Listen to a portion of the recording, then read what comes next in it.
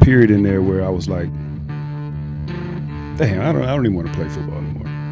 You know what I'm saying? So at Green Bay? Yeah, when I first got there and I first signed, you know, I called a few people who are close to me and I was like, yeah, I think I'm gonna hang it up. Flash through the garden gates, lips wet with language, no violent memory, no simple precedent, and I know it's true.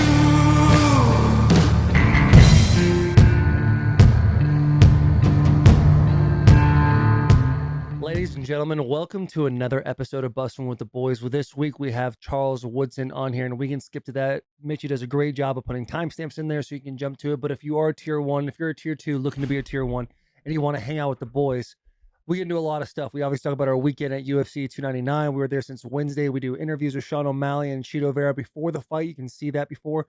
The boys were very wrong about picking Chito. Sean is a true champion. You will get into all of that. We talk about free agency that's literally happening as I'm saying right now. So when you're viewing this, we're filming this on Monday.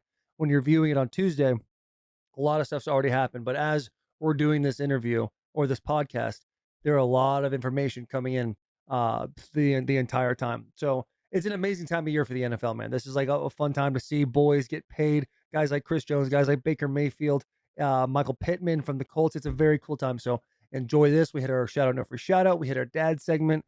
A lot of fun stuff to look forward to. We hope you guys enjoy. We also hope you subscribe, you unsubscribe, you resubscribe, have some comments, hack this algorithm, and let's keep making this thing grow more and more. And it's all because of you guys. Thank you. Let's get right into this episode. Let's go to the start of the episode, which is brought to you by the Chevy Silverado. Listen, boys, the Chevy Silverado has commanding and unstoppable grit, legendary capability, and dependability too. We've seen it all. We've all spent seat time, as they call it in the biz, behind the wheel of a Silverado, and we're not just truck guys, we're Chevy truck guys. You know about this ZR2 family of trucks, lifted and ready for anything right from the factory. Now Silverado is taking it all to the next level with even more Silverado truck tech, like available Super Cruise. Only Super Cruise lets you drive hands-free and tow hands-free on more than 400,000 miles of compatible roads, with over 138 million miles of hands-free driving by customers. Super Cruise will help you get your adventures energized, and it'll help drive you home. Go to Chevy.com where you can check out the Silverado, build your own Silverado online, and learn important details about the Super Cruise. What episode is this, Jack? 267 with the legendary Charles Woodson, Heisman winner, Defensive Player of the Year. Just Yeah, I mean, he's one of the GOATs. Looks like he can still play. Looks like he can still play. Has a good attitude about him too. Right. We'll get into all that in a little bit. The boys just got back from Miami, Florida. You see a little pink tinge. I got a little color right there. How are your shoulders? I was playing it up, right? Oh, you're in a way better spot than me. I am. Gotta get those. I got get them time intervals right, man. I got out of the sun. You know what I mean? I spent probably 45 minutes to an hour, kind of switching my positions a little bit. It was good. It's smart of you. I'm gonna go ahead and get out of here. You've always been a tactical individual. What I fell into was the cheers of my skin tone by you and JP, talking about, oh, you guys don't burn like us, and I let it get to my head. I sat there a little too long. You've also said I don't burn. Like you've no. That's not true. That's actually not a real thing. I said when I was training for the combine, I went through a whole thing of I don't burn, but I burn like the rest of them. I actually said a few times that you have been tanner than me throughout the winter process, and my skin tone is not as great as people make it out to be. People being you. No, what I said, I didn't say that.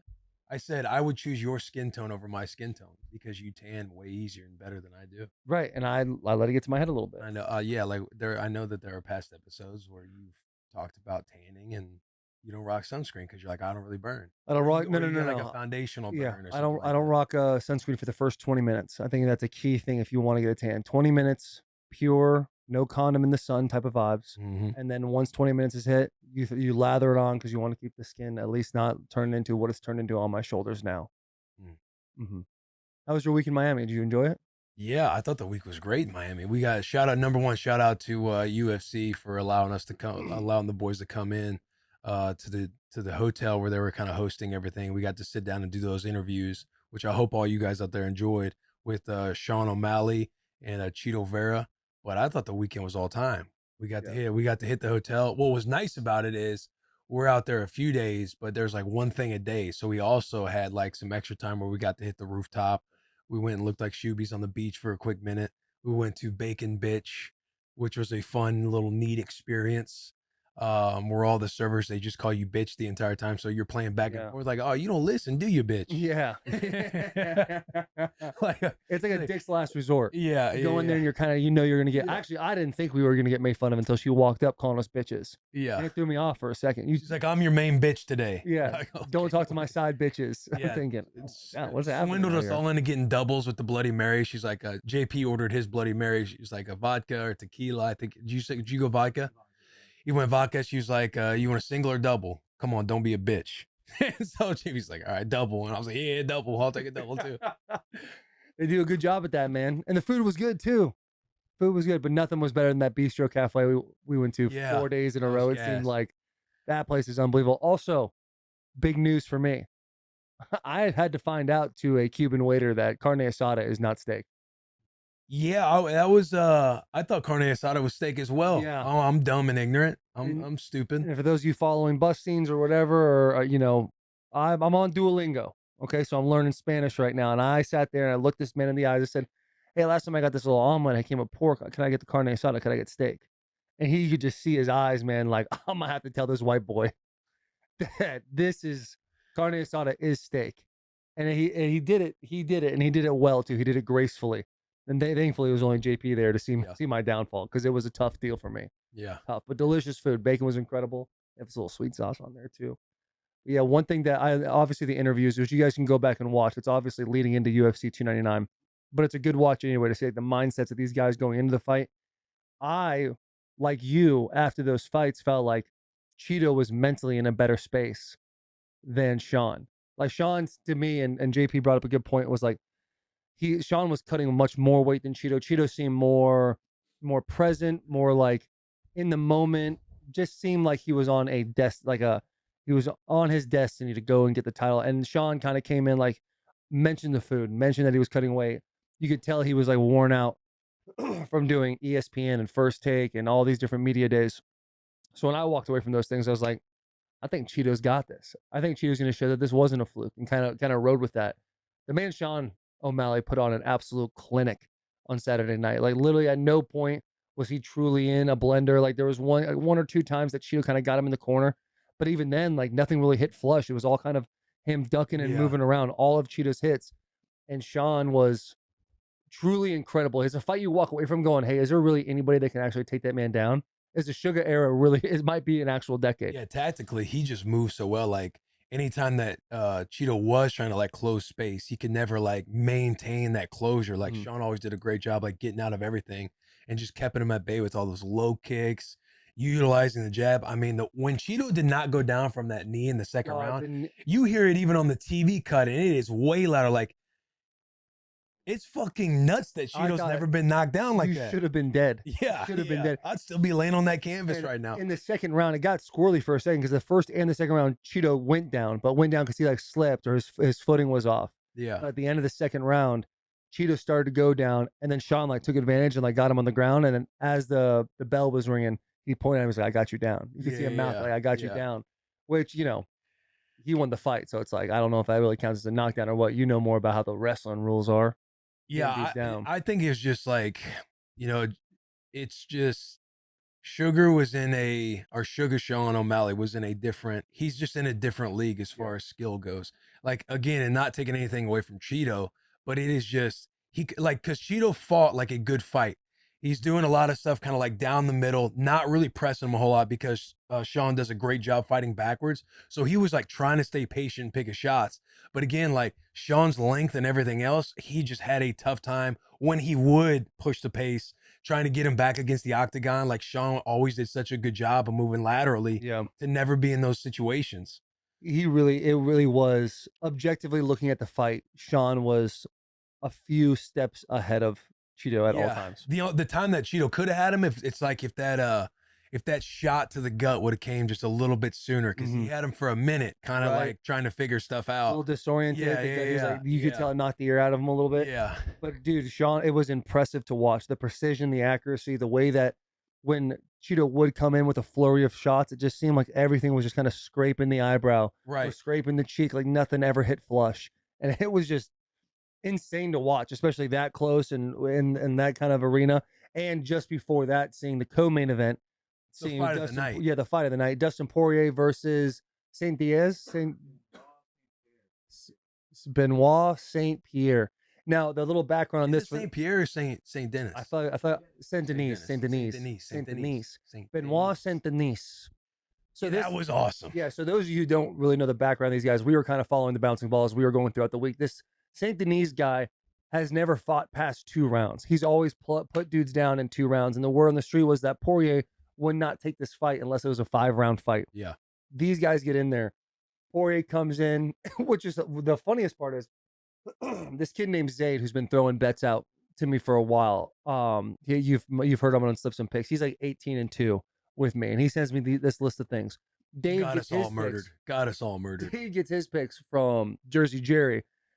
Come to find out, Jersey Jerry got his picks from Zayd. I got my picks from Zayd. So essentially, me and Jerry are the messengers for Zayd to whoever wants him. Didn't Quentin Nelson get in? Quentin Nelson got in. Yeah, he literally texted me, "Fuck Jade." After that, Alameda guy, Almeida, he ended up losing, right? Because he was winning the whole time, and that dude ended up binking him real quick. Caught him. So, as we're getting into the Saint Denis Poirier fight, Dave texts Jerry and says, "Hey, give me Paige, the kid that was coming from Bellator for the first time to fight," which put on. I thought he had very cool star power, bouncing around, hands down the whole time. It was a very cool fight to watch. Dave thought he had him, but he spelled Bellator wrong, and Jersey Jerry took it as, okay, he wants the Saint Denis guy, which sucks because we're all sitting here like, first off, America. And then the second thing is like Poirier is like a legend. There was a rumor, I believe, you told me the rumor he might have put the gloves down the minute the fight was over. So there's this whole like nostalgic, like, man, everybody in the building wants Poirier to win. Because they've misspelled. Right. He's like Bellator, and Jerry was like, do you mean do you mean this guy, Benoit? Yeah. And Dave, just a bad beat for Dave. Because Yeah. he's like, oh, okay, I got you locked in on Benoit. Yeah.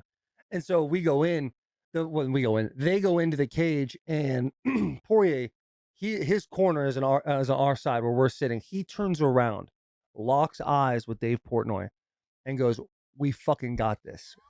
So this is not a joke." He goes, "We fucking got this. We got this. We're gonna lay him out." I look at Dave. I go, "That's crazy." I was, "Yeah, like I want to lose 20 grand now." That's what he said. And the whole fight, Poirier, I mean, it went what, 3 rounds? Right, it went into the third. Did it go into the third, or was it the second? It might have been the end of the second.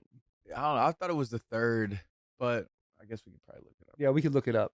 Yeah, round 2. Yeah, Round halfway 2. through round 2. The whole fight, Poirier is truly putting himself in danger the entire time. Just going for the guillotine. Yeah, the jumping guillotine or whatever.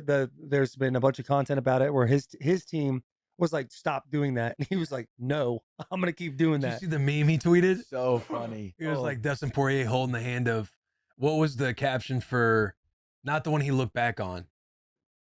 Yeah, the people next to him, something like He was like looking back at the nice ass, and the nice ass had go for another guillotine or Yeah. go for the guillotine. Yeah, here it is. Yeah, The game game plan. plan. The game plan, looking back at the sexy one guillotine choke. Because he just kept going for the guillotine, which, like what JP, you were talking about it.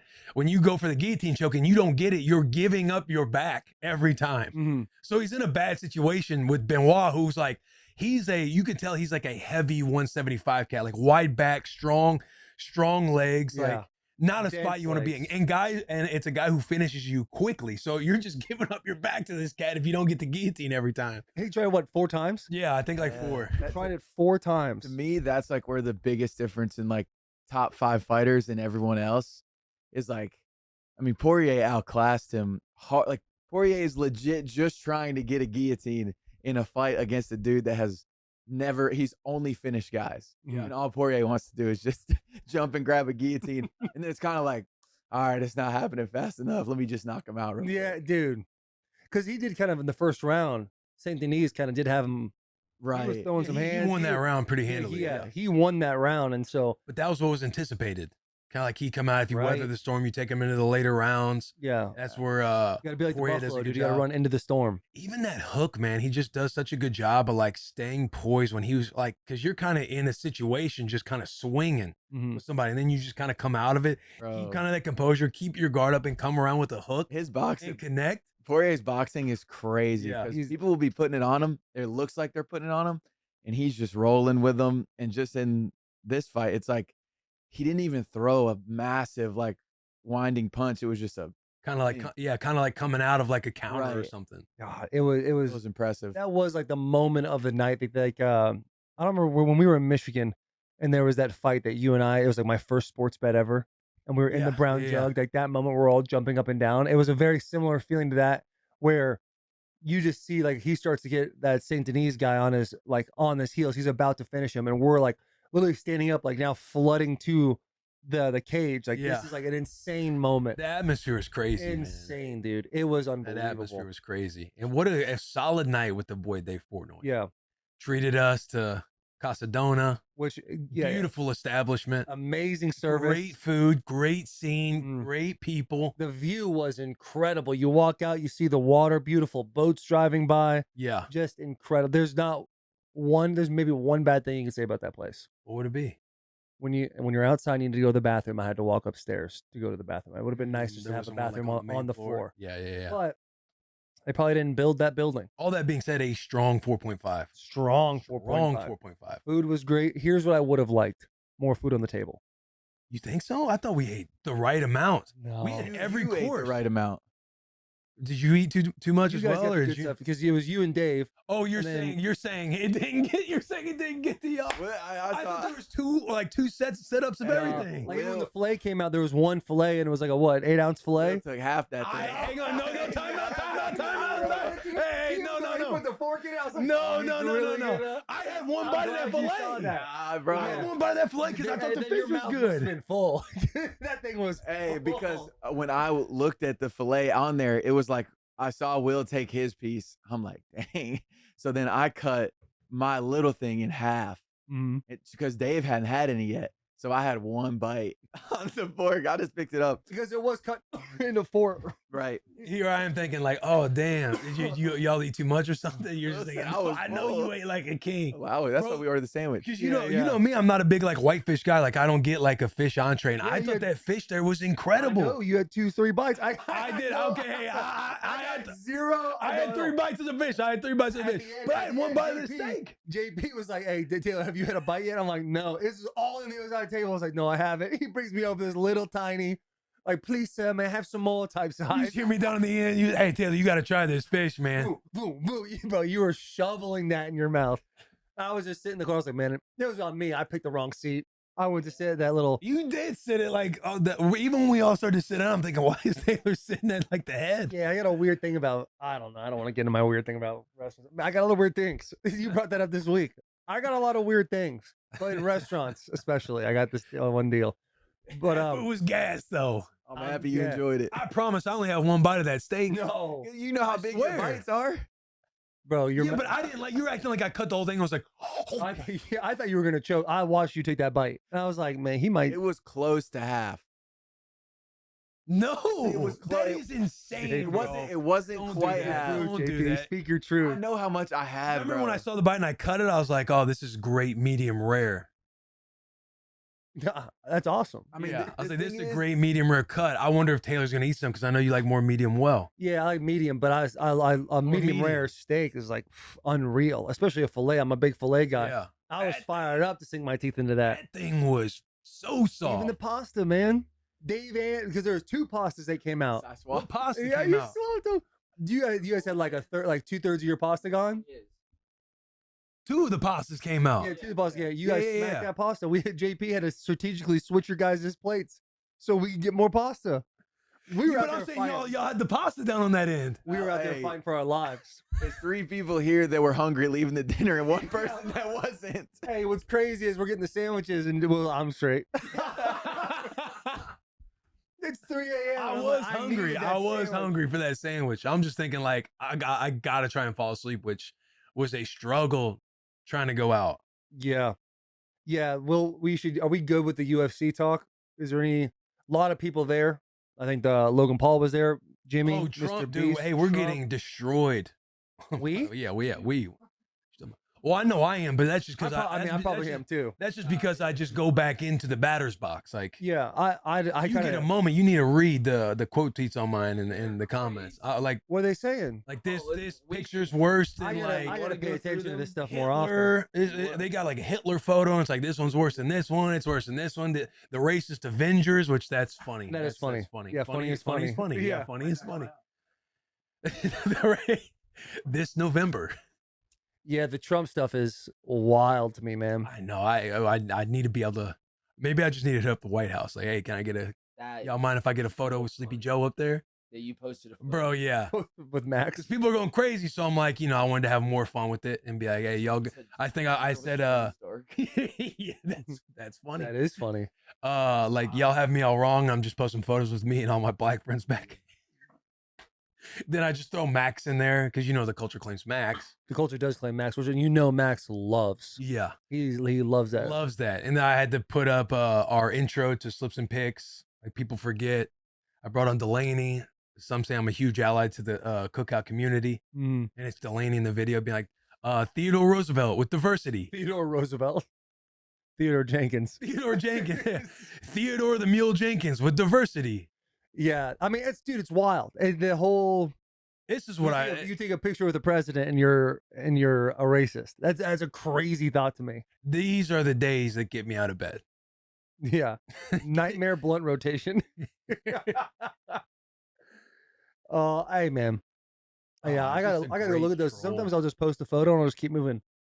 I'll just keep it moving after that. I need to figure out I enjoy the fun. Yeah, I enjoy the fun. absolutely. You're great at it too. Yeah, I gotta find. You know what? When you said you're posting photos of your black friends, I'm thinking I wonder if I have photos of black friends. I don't know if you do. I got Delaney. I got Derrick Henry. Yeah. I got some photos of black friends. Yeah. Saffold. Yeah. I got black friends, You guys. got a couple friends. Yeah. You got a couple I got friends. enough. I got enough to be considered an ally. Yeah, I don't. Yeah. Who's less racist, Will or Taylor? Just post the photo of Taylor when he had that buzzed head. Oh, my rookie year. Yeah, it's a rookie year. Oh man, Crush him. the mustache doesn't do me any favors either. Yeah. But you know what you can do, man. People forget that I'm part Mexican. Like they forget that I am a minority. But The 23andMe's that trace everybody back to Africa. the best. Oh yeah. It's all you need. It's always It's the greatest thing that companies ever did for anybody. Yeah. So yeah, Rogan actually had a good joke during his stand-up with that. Remember? On like talking about his piece or something like that. And he was able to bring it in 23andMe, which was hilarious because everyone is like in that same headspace when they see that everything traces back there. mm-hmm. Rogan, yeah, he had a big dick joke in Vegas. Something like that. Yeah. I know I laughed. I know I had a good chuckle. I wonder if he does or not, sometimes. He's a shorter cat. Yeah, he's probably got like a stout. He's got a muscular one for sure. Yeah. He's got Probably one. built like him. Yeah. DraftKings. The thrill and excitement of March Mania is here, and DraftKings Sportsbook, one of America's top-rated sportsbook apps, is giving new customers a shot to turn $5 into $150 instantly in bonus bets with any college basketball bet. That's right, boys. To celebrate college basketball's most frenzied time of the year, DraftKings is giving new customers a shot to rack up some bonus bets. Download the DraftKings Sportsbook app and use code BUS. That is BUS. New customers can bet $5 to $150 instantly in bonus bets. Only at DraftKings Sportsbook with code BUS. BUS. The crown is yours.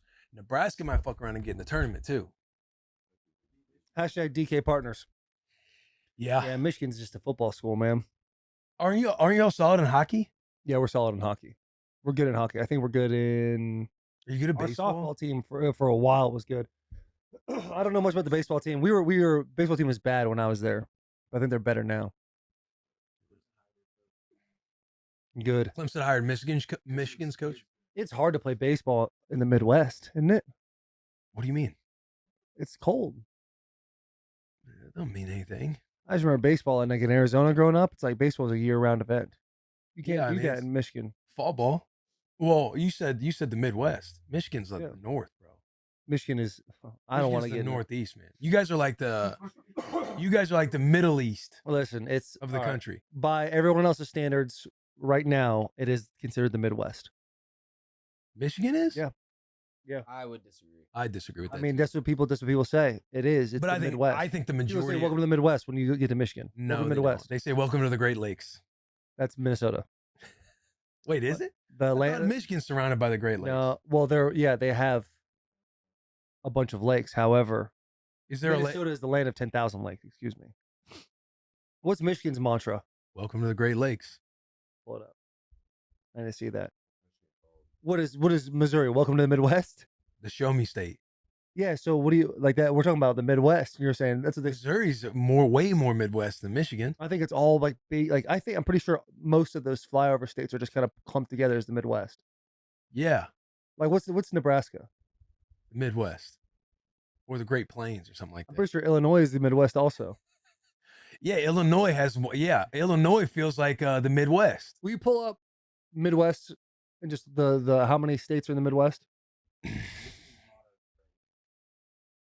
Oh, we're in the West North Central. And, well, yeah, but that's clumped in. Your division is West North Central, but we're in the Midwest Conference. We've had this. You discussion. snuck in. Yes. Yeah, we Yeah, I we made have a map. You had a Yeah, you map. made a map. And I feel like we should have a Middle East, and the Middle East took that away from us. Yeah, they made it. They Are took- we they took able away to the find my coolness of map? it. You think? I can probably look. Do you remember how you? I'll be able to get you the photo, but if we could talk, if we were able to pull it up, Yeah, because when you did, oh, hold on. Will Compton, you go. Oh, there it is. This is it. Like that. Yeah, I remember seeing this a while back and thinking this is good. This is well done. Yeah, you guys are in the Middle East, Yeah, I'll coach Northeast, East Coast, Southeast, South, Southwest, West Coast, Pacific See, Northwest. this is interesting right here, Mountain getting West. all the way up here with the Southwest. Just because you got Nevada, it feels more like an Arizona. Mm-hmm. Yeah, no, for sure. I almost feel like half of Tennessee should be in the southeast, from east of Nashville over. Kind of like how Tennessee has Central Time and Eastern Time. Yeah, or really, that's where it should be. Is the line split? They should just redo the state lines. Yeah. Make it a little more organized. Islands. You got the islands. It Hawaii. could just be called Hawaii. I love that. Yeah, Southeast, South, Alaska's beyond the wall. Pacific. Yeah, like honestly, all this is great. Yeah. It's all great. I think that's a well done deal. But anyway, yeah. So yes, we play baseball in Missouri. I know y'all play baseball in Missouri. I'm saying it's got to be harder to play in the Midwest, Middle East, whatever. We had a tough ball club growing up. I'll just leave Tough it at good that. or tough bad? Tough good. Really? Tough ball club growing up. Expand. It's our show. So in one of the World Series, because I know there are many, when we were 13, maybe Mhm. 12, 13, we were third in the gold division. Ooh. We're talking national. We What were was we the were highest we were division? power ranked number 1 in the state for a short period of Because I time. was in the gold division in Duolingo last week, but now I'm in the sapphire division. So what's the highest division? Platinum, gold, silver, bronze. Okay, so all right. So we were probably top 10. In the gold, No, overall. how many teams? are Check in each this division? out though. Check this out. Hold on. Check this out. No. Let's unpack the. You said top 10, but you're in a division below the top dogs. How many teams are in? I can't remember. Okay, That was a while ago. so you're willing. But I'm assuming 6 places. All right. Okay. All right. Go ahead. Check this out. So top 15. So my check this out moment is 10 years old. Our 10-year-old all-star team coming out of Missouri. White districts.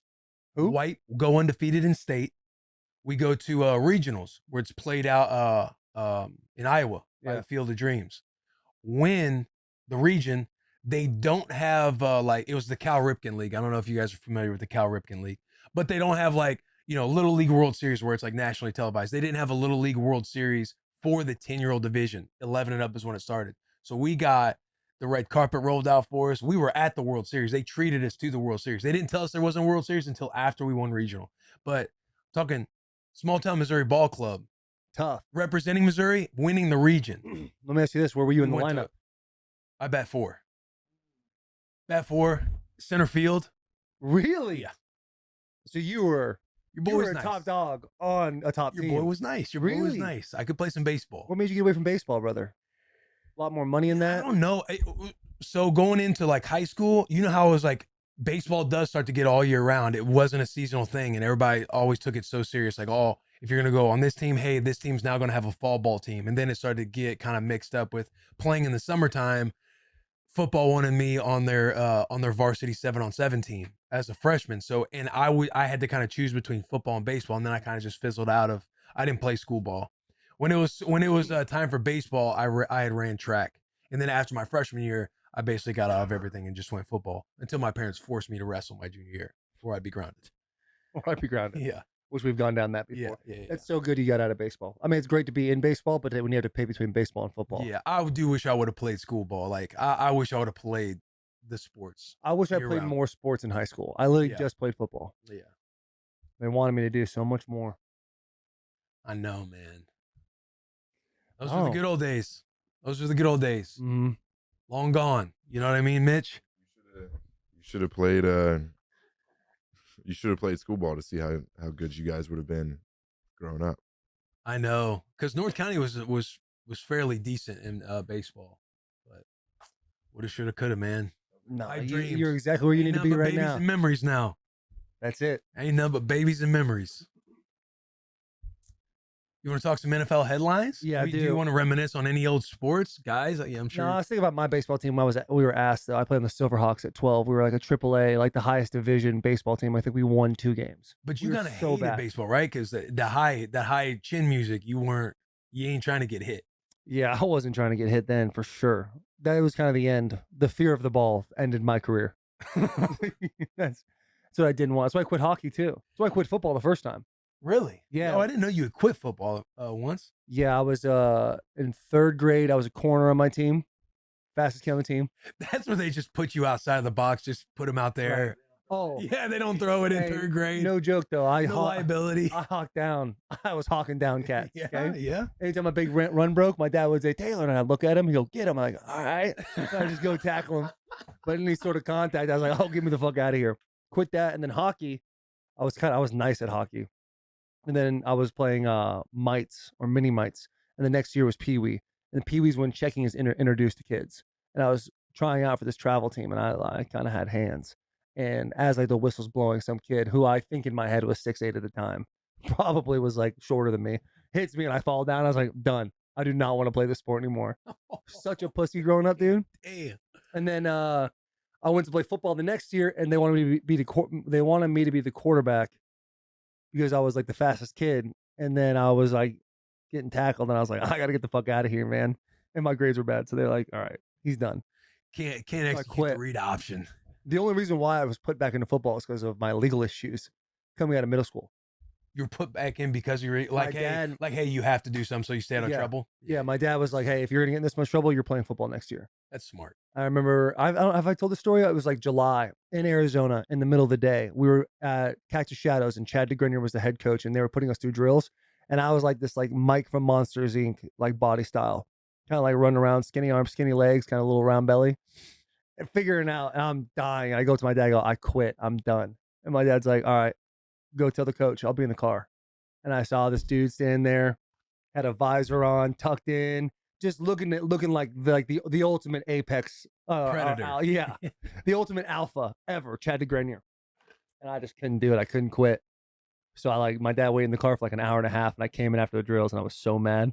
Then I played. We went 8-0. Nice. Next year, I got moved up to varsity to play nose tackle. Went 15-0, and we won state. And then after state, I was like, oh, I want to play football. That's like when it all switched for me. How many times you win state? Once, but I went to state twice. Ah. No, my senior year we went to state. Played at ASU. So you went your freshman year and then your senior year? I went my sophomore year, then I went my senior year. Both So- at the same school, or No, when no. So my first 3 years was at Cactus Shadows in Cave Creek. That's right, My and your last year was senior at year you went- Chaparral. Okay, gotcha.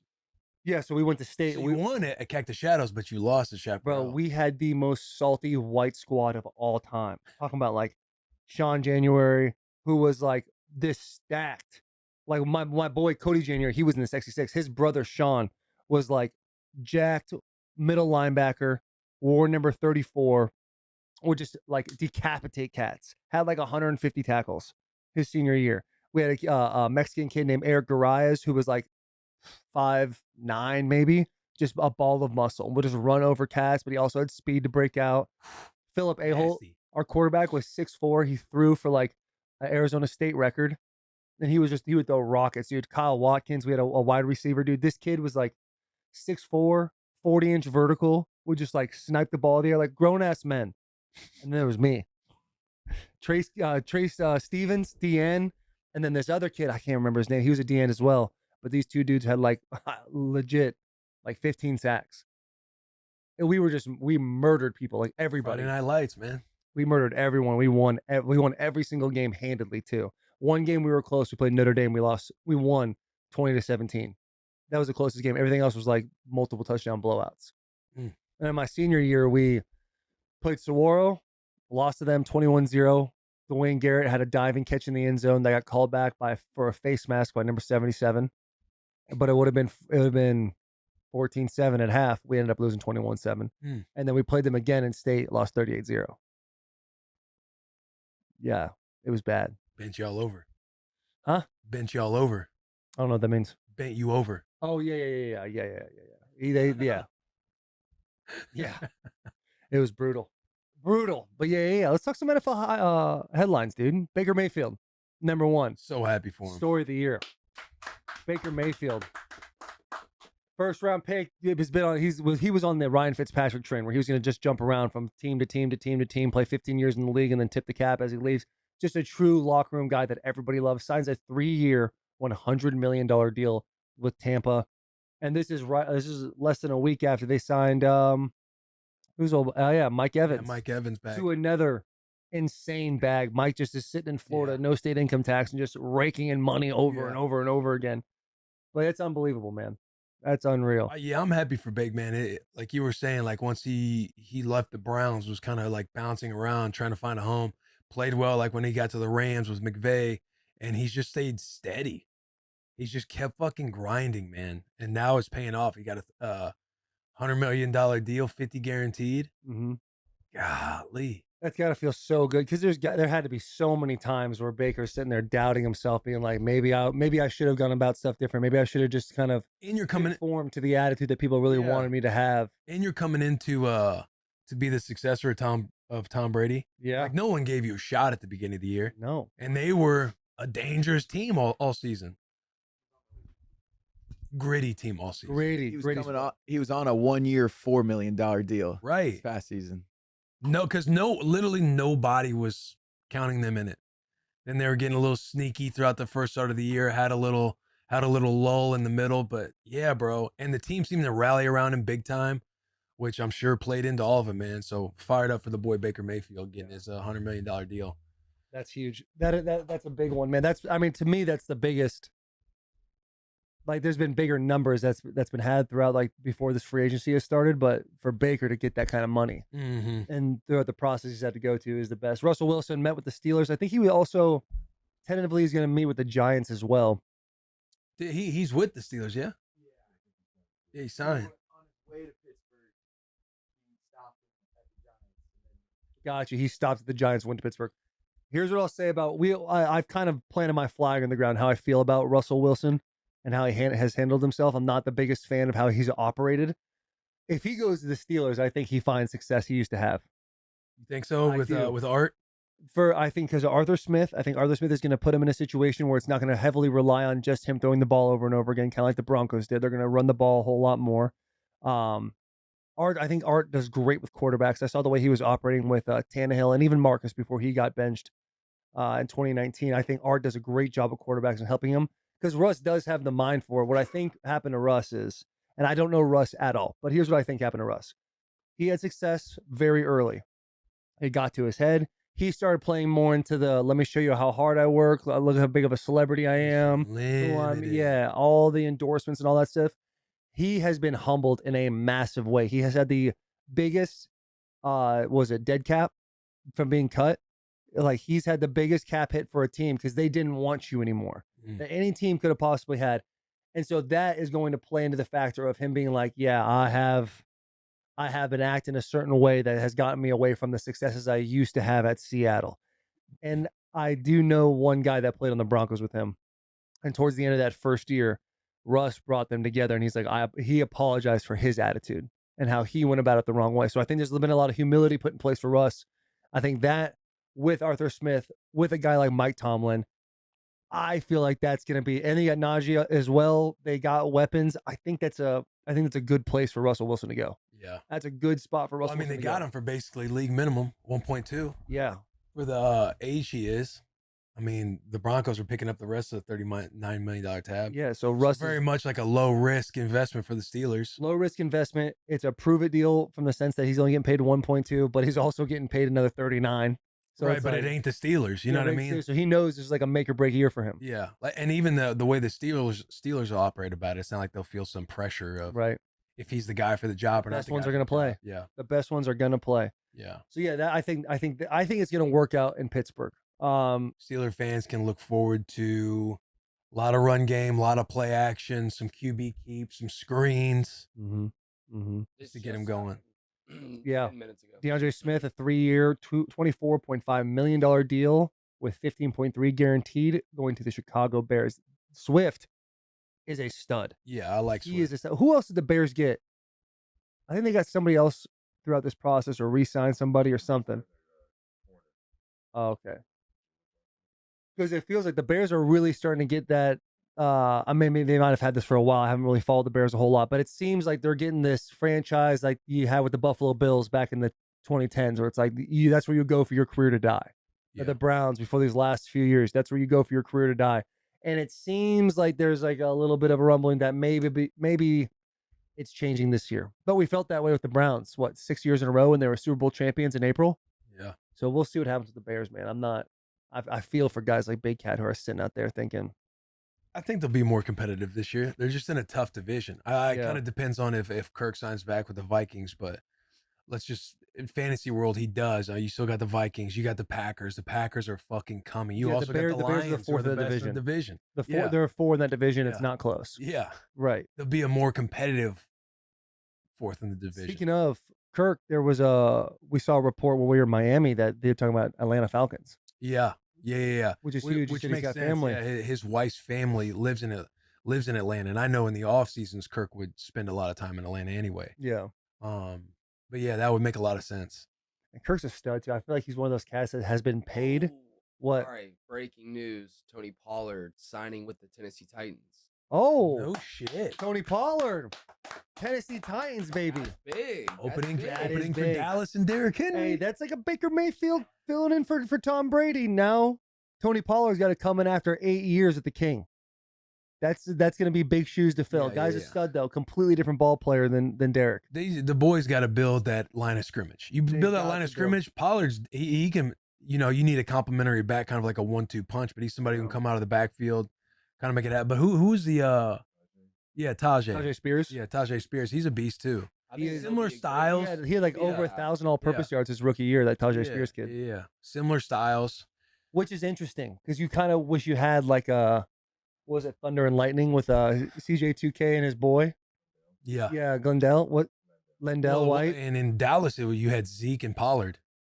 You had Yeah. Zeke and Pollard, kind of the 1-2. Yeah, so that'll be interesting because they're both smaller backs that have like good catching capability, can run routes, get out in open space. Maybe just run more 2-back, Right. less tight ends. Yeah. Or just a lot more 11 personnel. Yeah. I wonder though, you got to keep both those guys on the field because like how many weapons do you give DeAndre, Traylon Burks? I still have more touchdowns than him. Yeah, and then Nick Westbrook, Akine. Well, they'll That's get. kinda- I'm sure they'll try and get it. They got to get somebody, but they've got so many issues in this free agency. They've got to go pick an offensive tackle out. They have to get a tackle if they're not going to do it in the draft. Now the draft has a lot of talent. There's that kid from Penn State. He's a stud, and then Joe Alt as well, who had to me. I don't know if his combine was very good. You think he lost money at the combine? I don't think he lost. I don't think he gained though. I'll say that. And we all know of kind of the conversations we've had in the past. The combine is really not. It's not what you see on the TV is kind of like a showman's thing. It's like, okay, you get to watch them run, get Mhm. excited when dudes do well, and then boo when they do terrible. But as long as you're checking boxes, it is what it is. He had 27 reps on the bench. That's plenty. That's plenty strong. He ran a 5.2. That's your standard offensive lineman speed. That's what you're going to get. but I thought his hips looked a little tight. But he seems like a kid that gets it. He's taller than me. Mm-hmm. Kid is like half an inch taller than me. He's a big fucking boy, is what he is. So we'll see what happens there. They need to address the offensive line though. If the Tennessee Titans want to be good this year, they need to address the offensive line. But you need another weapon at wide receiver as well. Yeah. Because they're going to be way different. The Tennessee Titans are going to be a high powered, through the air type of offense now. Right. It's totally going to change. Completely Especially going to change. with Callahan there. I mean, Yeah, coming from the Bengals, exactly. you have all those. You had all that talent there. Which, Mhm. by the way, T. Higgins requesting a trade. There's your guy right there. Go get him. That's who you want. Yeah, could potentially come here. I don't know. He's the number 2 wide receiver at the Bengals. I think Looking you at give up the, a second at most, and definitely not a first. looking at the Jerry Jeudy kind of the article saying that the Browns gave up, I believe, a 5th and 6th rounder. 2 different years though, I think. I know both in 24. Was it 24? But the writer followed up saying, with the way the wide receiver class is, it's fair. That's a fairly good deal because it doesn't seem like there's a whole lot of talent in the wide receiver class this year. Yeah, maybe. I don't follow the wide receivers very much. Obviously, we know about Marvin Harrison Jr. There's a couple kids from Washington. Yeah. Yeah. Who's your boy Juice Wells? Oh, who's your guy that we're disrespecting? all of a Xavier sudden? Leggett. Steve Smith Sr. very high on him.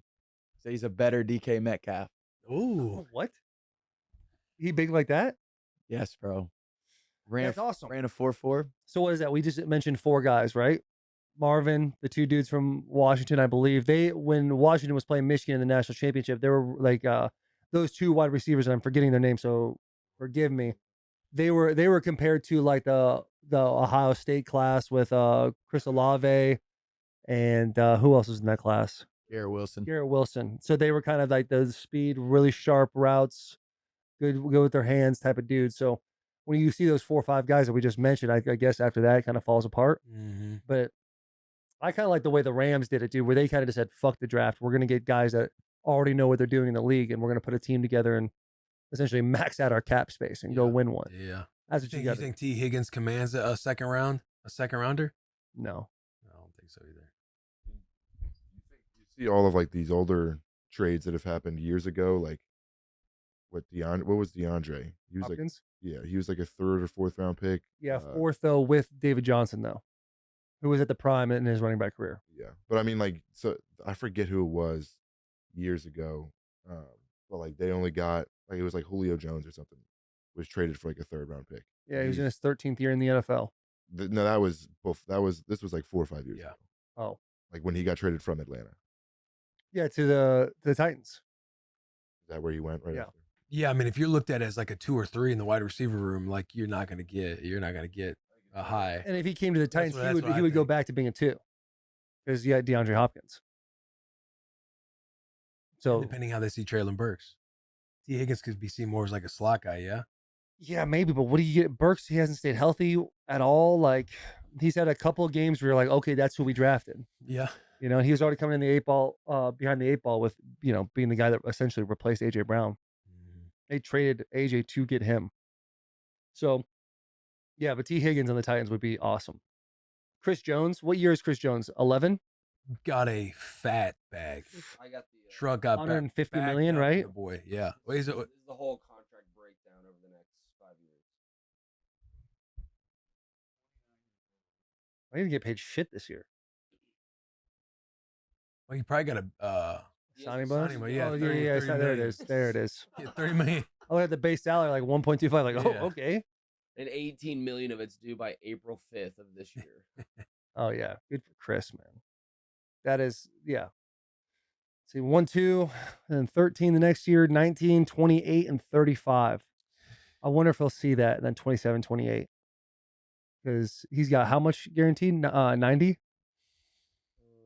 Yeah, I mean, I'm sure he'll be a cap casualty at some point. Yeah, I mean, 5.3 guaranteed. Yeah. 158 total. Up to 158. He got 95 guaranteed. that's insane. That's amazing. Shout out Chris Jones. That's he did a great- incredible. A smooth little job with the holdout. Didn't even play the whole season. Right? There's enough data to show. And the deal he He signed only too. missed one. He missed one game, but the deal he signed was like $1 million more than what he would have got if he just stayed. Right. Oh yeah, that's right. 'Cause he But was- there's enough data collected on what the defense looks like with Chris Jones and without Chris Jones. Like, yeah, he did good for Yeah. him. Yeah, good dude too. This like the other day too, and just said KC ... just like super cryptic. Yeah. That's awesome. Chris Jones, if you're watching right now, we would love to have you on the bus, by the way. Yeah, I think he's committed. He's committed to the boys on the bus. Just gotta get a time out of him. Yeah. Got to get him out to Nashville. No question. He can fly private to come see us. No problem. Yeah. That new money, especially right after April 5th, we'll hit him up. Yeah. Hey, April 6th. Yeah. When that check clears, go and get you a plane down here, brother. We'll Hey, get if you on. Can't get a plane though. You need to go to cars.com, dude. Cars.com is the leading digital marketplace that connects car shoppers with their perfect car. Celebrating 25 years of helping shoppers research, find inventory, finance, and sell cars. Wherever life takes you next, whoever you're looking to be, there's a car for that at cars.com. Up to 50,000 cars are added daily to cars.com. Shop over 2 million cars for 2 million possibility. Cars.com, man. Whenever I go get a new car, that's where I'm going. Cars.com. Find your next possibility on cars.com. Where to next? I wonder if they sell Ferraris and Lamborghinis. That's all they have in Miami. Yeah, in Miami they definitely do. On That's cars.com. yeah. That's like the Prius in Miami. It is insane to me how many. Dude, there was a Lamborghini in the gym we were working out at. It was That gym was nuts. for more than one just the car reason, dude. It was a crazy place. Yeah, that gym was nuts. How much total square footage? 30,000. They got a 30,000 lot square working out feet. there. They had a couple barber shop in that rings. thing, like a Mateo, Yeah, man. Shout out Mateo, man. Yeah, Mateo boxer. came in. Dude's an Aussie, tattoos on his head. Had a vibe about him for sure. Yeah. Showed us around, and then after he showed us around, really didn't care. Like, hey, do what you guys want. And we went straight to the bench press and maxed out. You guys maxed out 135. Maxed out on that. Maxed out on pull ups. Did some glute ham raise. Dude, those Nordic hamstrings are no joke. No joke. My hamstring, I did one rep, and my hamstrings are sore. Yeah, those for are no days. joke. Those are a bit of a deal. But Miami, dude, it's cars.com. If you want a Lamborghini, cars.com in Miami. Do that, no problem. Pittman from the Colts, dude. What was it? I don't even know what his deal was, but he's been balling for the Colts for a while. Kind of an underrated name of a guy, tall. I don't know if he's the fastest guy in the world, but great. Getting to the high point, finding the ball. The guy's a stud, absolute stud. So that's good for the Colts. What we got here with his numbers? 3 years, $70 million deal. That's pretty. Big win. That's pretty good, and it's great to see players going to the 3 year type of deals. Like a few years ago, you see dudes signing those 6 year deals. Right. The 3 years is and with the money it's at is great, but it's essentially still a bet on yourself type of thing. Like in 3 years, I'm gonna go get this bag again. Yeah. Type thing, which is very. The impressive quicker thing you to can do. get the free agencies, the route to go. Right. Barring that you stay healthy. Yeah, that is the hardest thing to do. Another dude, Brandon Graham, he just signed a 1 year deal, but he's going into his 15th season with the Philadelphia Eagles. Same team. Yeah, it's crazy. And in the man. same, I think 24-hour span, Fletcher Cox decides I'm done playing. Played 12 years with the. core group of guys, More man. breaking news. This is a crazy day. Packers just released David Bakhtiari. That one was kind of on the radar, yeah. Yeah. That's been Yeah, kind of talked we about. all as a we all cap understood that was casualty. going to Yeah. happen. Yeah. Where do you guys think he might end up? I mean, if he can stay healthy, Tennessee was go to good. Tennessee. He's already got a house out here. That would be a big win. Huge. That would be a big win. It's good. I know he was at the house the other day for that dinner we had, and Dave is a guy that very reminds me a lot of Dennis Kelly, like very aware, very understanding, loves a good conversation, and you could tell in that process he knew that this inevitable news is going to happen. But anytime you get cut, dude, even though when you know it's going to happen, there's a somber moment for you, Yeah. sitting there being like, damn, it's really over, because he was there for 10 years, right? The Was he? Packers. I think he's a year older He was than there me. A while, yeah. He was there a long time. Yeah, 10 years. And he and I have very similar situations as far as like had a knee was, not the best after the first surgery, had to go back, get some stuff cleaned out, stuff like that. And so this was definitely something we all knew was going to happen, but love the boy Bach. Love him. Yeah. He's going to be all right. Always going to be all right. It'd be sick if the Titans grabbed him. That would be sick. Figure something out.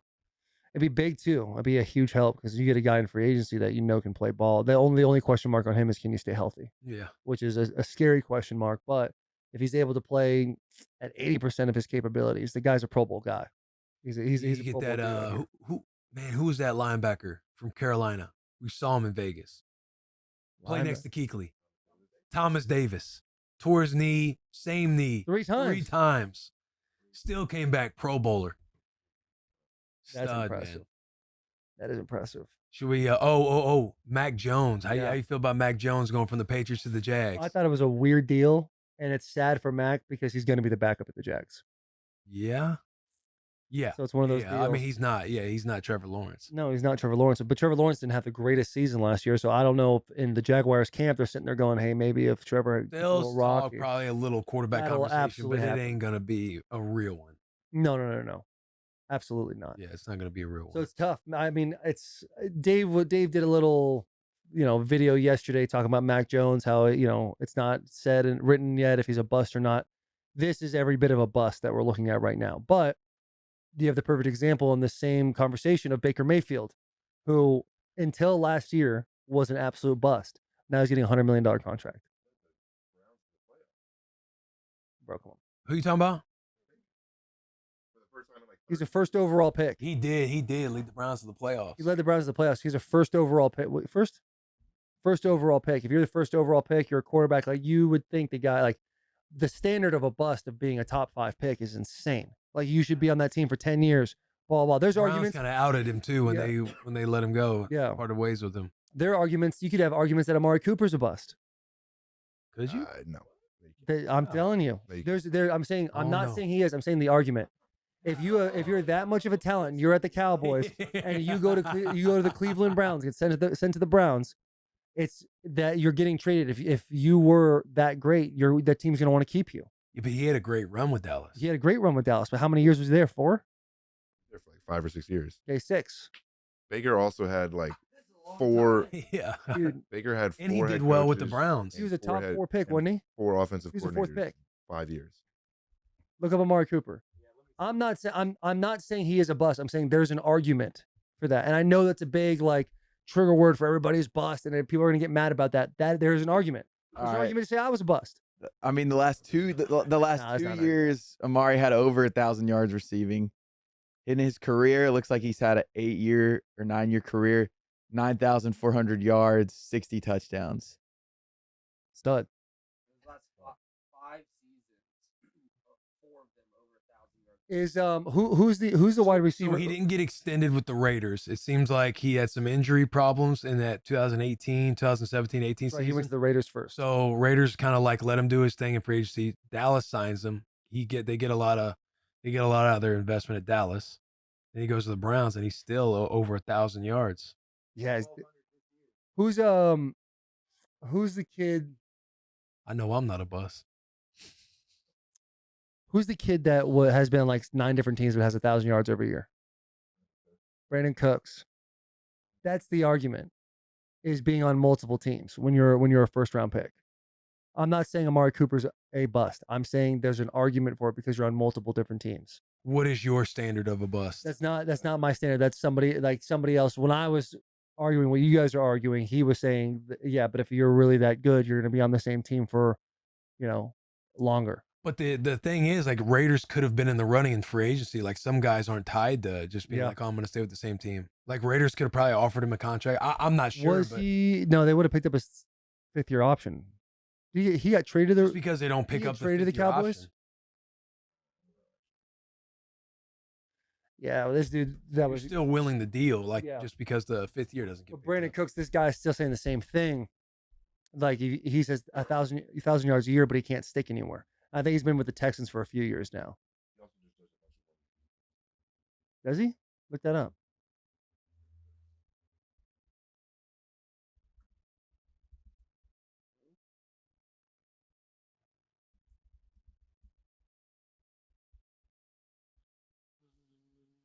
Contracts.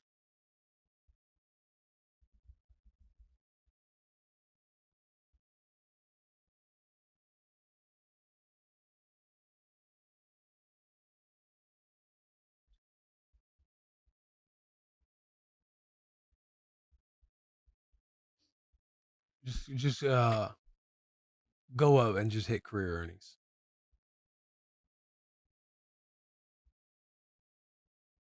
And then zoom in. When was Cooks drafted? 2014. what round? First. Who? For real?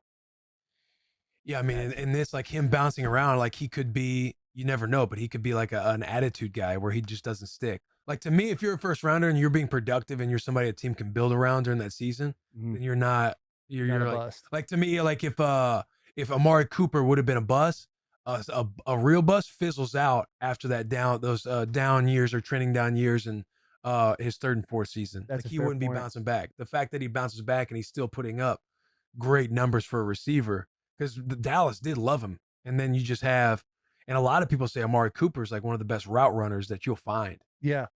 Oh yeah. And they say he's not a bad locker room guy or nothing like that. Like sometimes the business is just the business. But I mean, he's been averaging over 1,000 the last several years. Like, Coop's yeah, same like way. that's like to me, he's I don't know what the word is of, he's paying off. Yeah. He's got he made 17 million bonus in 2019. Yeah, with That's the a with the crazy Rams, bonus. with the Rams. Yeah. He got knocked out, right? In that game? Somebody who can just take the top off. That was he on the Patriots? Against the Eagles, that's right. No, this is a dude too. I think he's had a 1,000-yard year every year he's been in the league. Yeah. But he bounces around all over the place. Yeah, he could just be like an attitude guy. Who Yeah. knows? I haven't really heard a whole lot about him as far as like his reputation. Mm-hmm. Yeah. No, yeah, Cooper's definitely not a bust. That was a bad take. We will clip it though. Yeah, clip it. Absolutely clip it. Shout out, no free shout out. Yeah, I'm down. Dropping in some shout out, no free shout outs. Is this brought to us by? Nobody.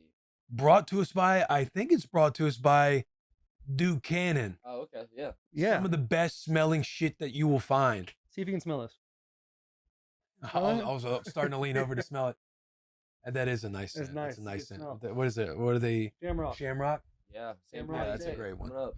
You can find Duke Cannon Shamrock Thick and their full line of men's grooming products at dukecannon.com. And we have a special offer for the boys. For a limited time, get 20% off your first order using Bussin20. That's Bussin20 for 20% off your first order at dukecannon.com. They also have a incredible little area in Target that I always go by and check out. Duke Cannon, not for clowns. Their Shamrock Thick body wash. It smells incredible. They also have a trophy game too if you guys want that. You're more than welcome to go grab the trophy game. I'll kick off the shout out, no free shout out with Rouse pasta sauce. I love it. Nice. That's just no free shout outs. Shout out, no free shout out. Rouse pasta sauce. I see that they have some ketchup. I think I'm going to dabble in it because their brand has gravitated toward me enough to be like, you know what? I bet their ketchup tastes better. Really? That's how well I feel like their brand awareness. What's the brand name? Rouse. R-A-O. Yes.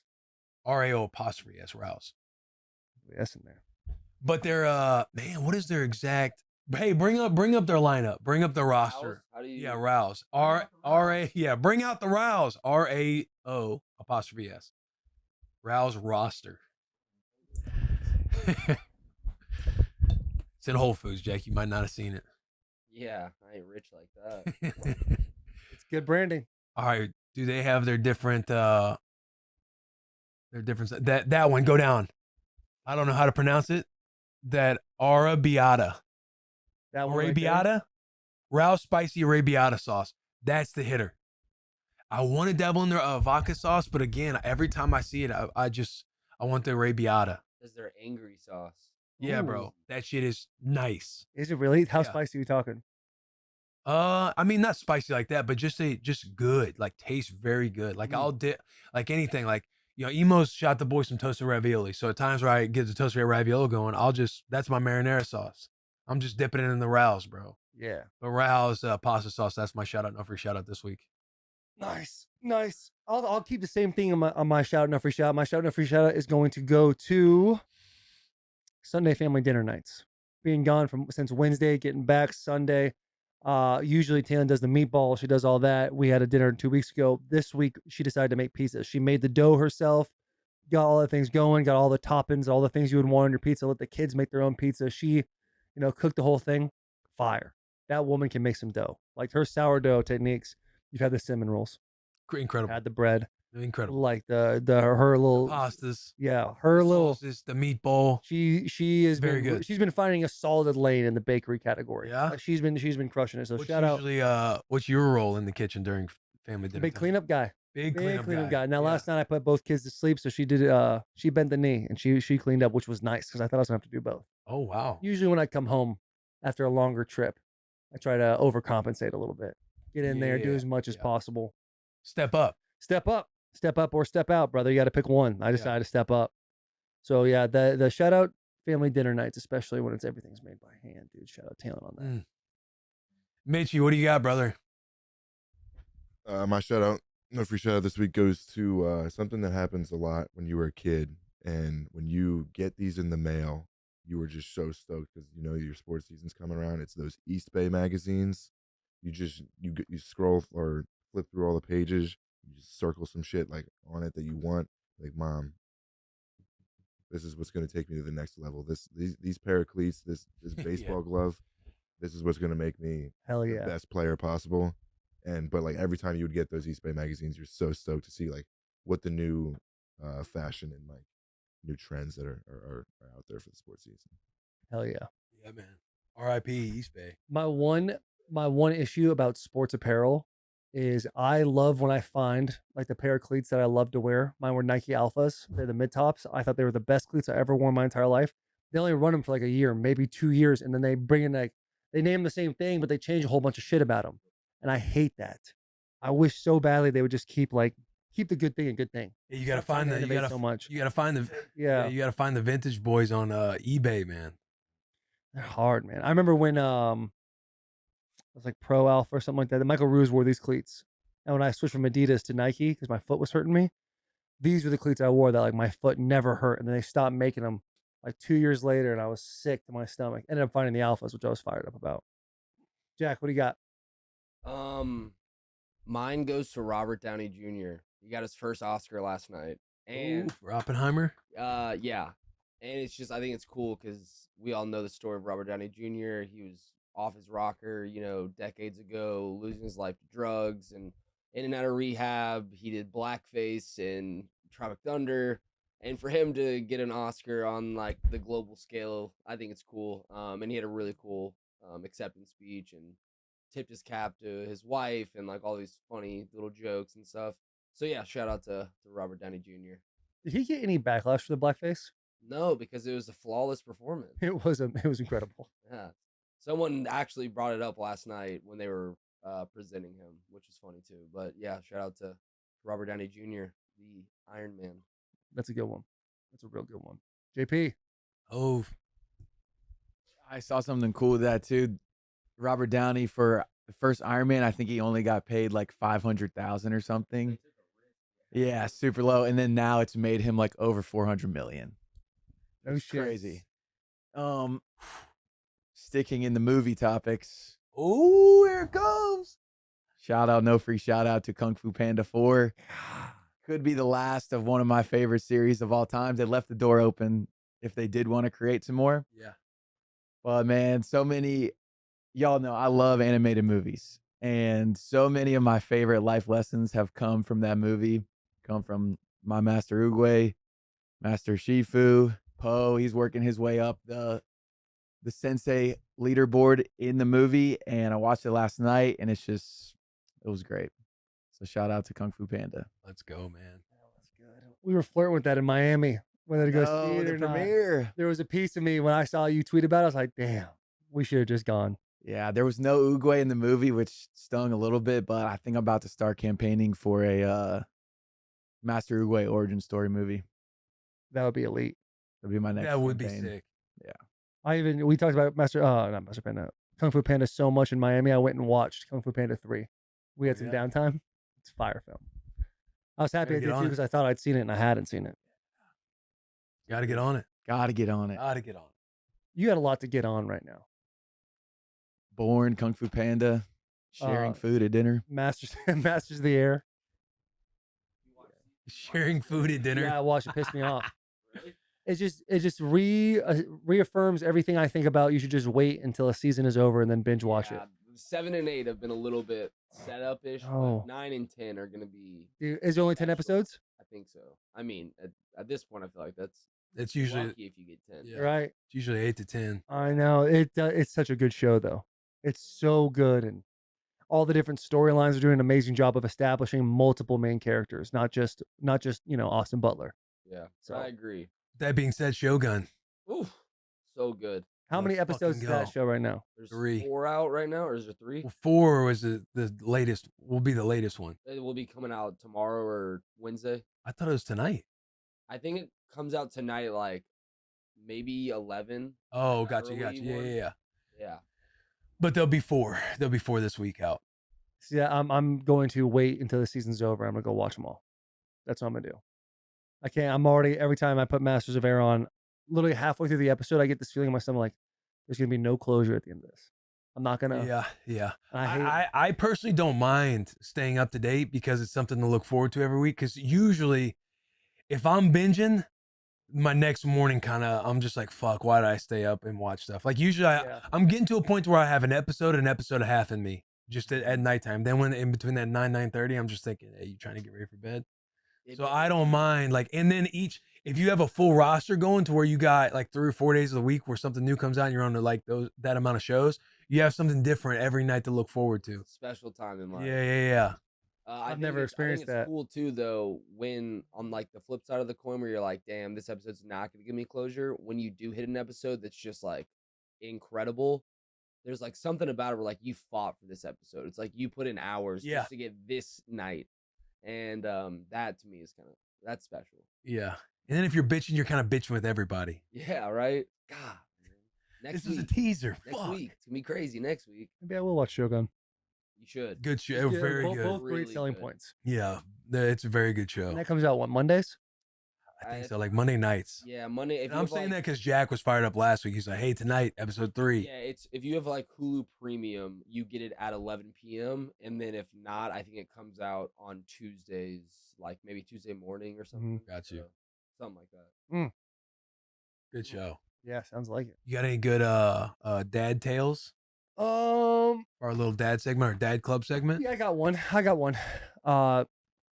Perfect. I already got it on. Dad segment. So buy our merch. Buy our merch. 47. merch, We yeah, switched yeah. to 47. Also, yeah, you talked about the Shamrock from Duke Cannon. We have St. Patty's Day merch as well. You guys can go check out store.barstoolsports.com. Dads. Now, for the dads that travel a bunch for work, I don't know how much you guys, if you're in and out for a weekend or whatever, the boys were gone from Wednesday to Sunday morning. I get real excited when I get to come home. I think about all the things we're going to do and play and blah, blah, blah. So during the day, we're playing these different games. We're ripping around, having a good time. Bedtimes. I don't know what happens when I'm not home, but every time I come home, it's a bit of a hassle putting my kids down. Something's different. Something's off. I think the leash was a little too loose, possibly. Because me, I'm a big structure guy from like dinner times and bed, or like meal times and bedtimes. I feel like are great structure points, and then everything in between, let them be kids. But having that little bit of structure so they can kind of feel it is big. Obviously, it's spring break right now for my kids, so they're kind of doing whatever the hell they want, which is great. And I go to put my kids down last night, and it's just kind of cracking the whip a little bit, getting them back in and everything. So Win put her in her bed, and you could tell she was like, how am I going to get out of this with Dad? I left no room to wiggle through everything. We knocked out everything, gave her everything. I said, we can do one more of this, one of that. So I don't really have I'm not mad about anything today, but I am just a little frustrated. No. I'm not even frustrated. I will just say to the dads, a solid structured bedtime will help so much as your kids get older.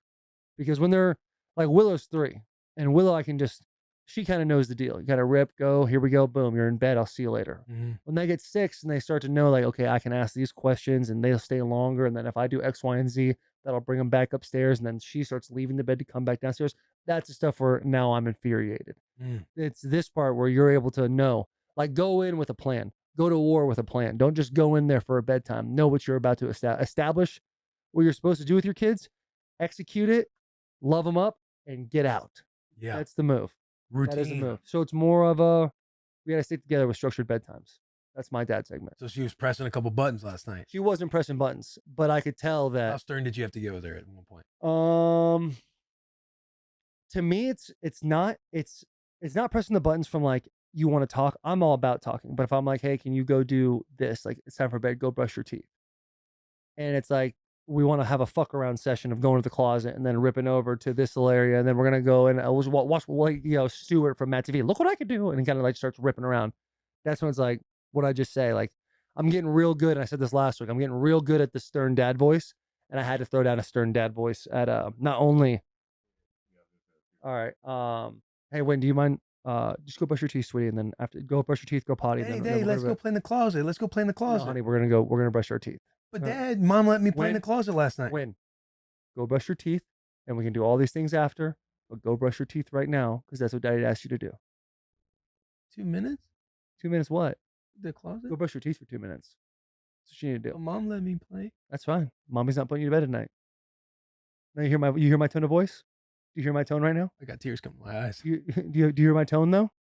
Yeah. So what does that tell you? It tells you Daddy's a little frustrated because all Daddy wants you to do is just go and brush your teeth right now. Once we do that, we can knock a couple of these things out. But if Daddy asks you to go do something, just go do that thing, and then we can have fun. Promise? Promise. We can play? Yeah, we can play for 5 minutes. 10? Honey, come on now. Go brush your teeth. We'll talk about it. If you say 10 minutes, I'll go brush my teeth. She said that to me. I was just like, damn, okay, yeah. All right, 10 minutes. That's so Start haggling. Hey, but that was legit it. Yeah. That was when we had a thing at PetSmart too, dude. We're playing with the cats at PetSmart. Yeah. And Willow was on like one of the little scratch claw things, and she was looking in the big bowl for all these other cat toys to give the kids. And Willow was like already kind of like maxing out the weight for this cat thing. And I get her off, and Wynn's like, I want to do it. I'm like, oh, Wynn, you're too big. You're too big. It's gonna break it. I'm saying it. I'm from me to her. Hey, you're too big. And she just looks at me and starts walking to it. I was like, you're too big. She puts like 3 hands on it. You're too big, and starts climbing up. Like, oh, Wynn. I'll just put some bass in the Come voice. on, bro.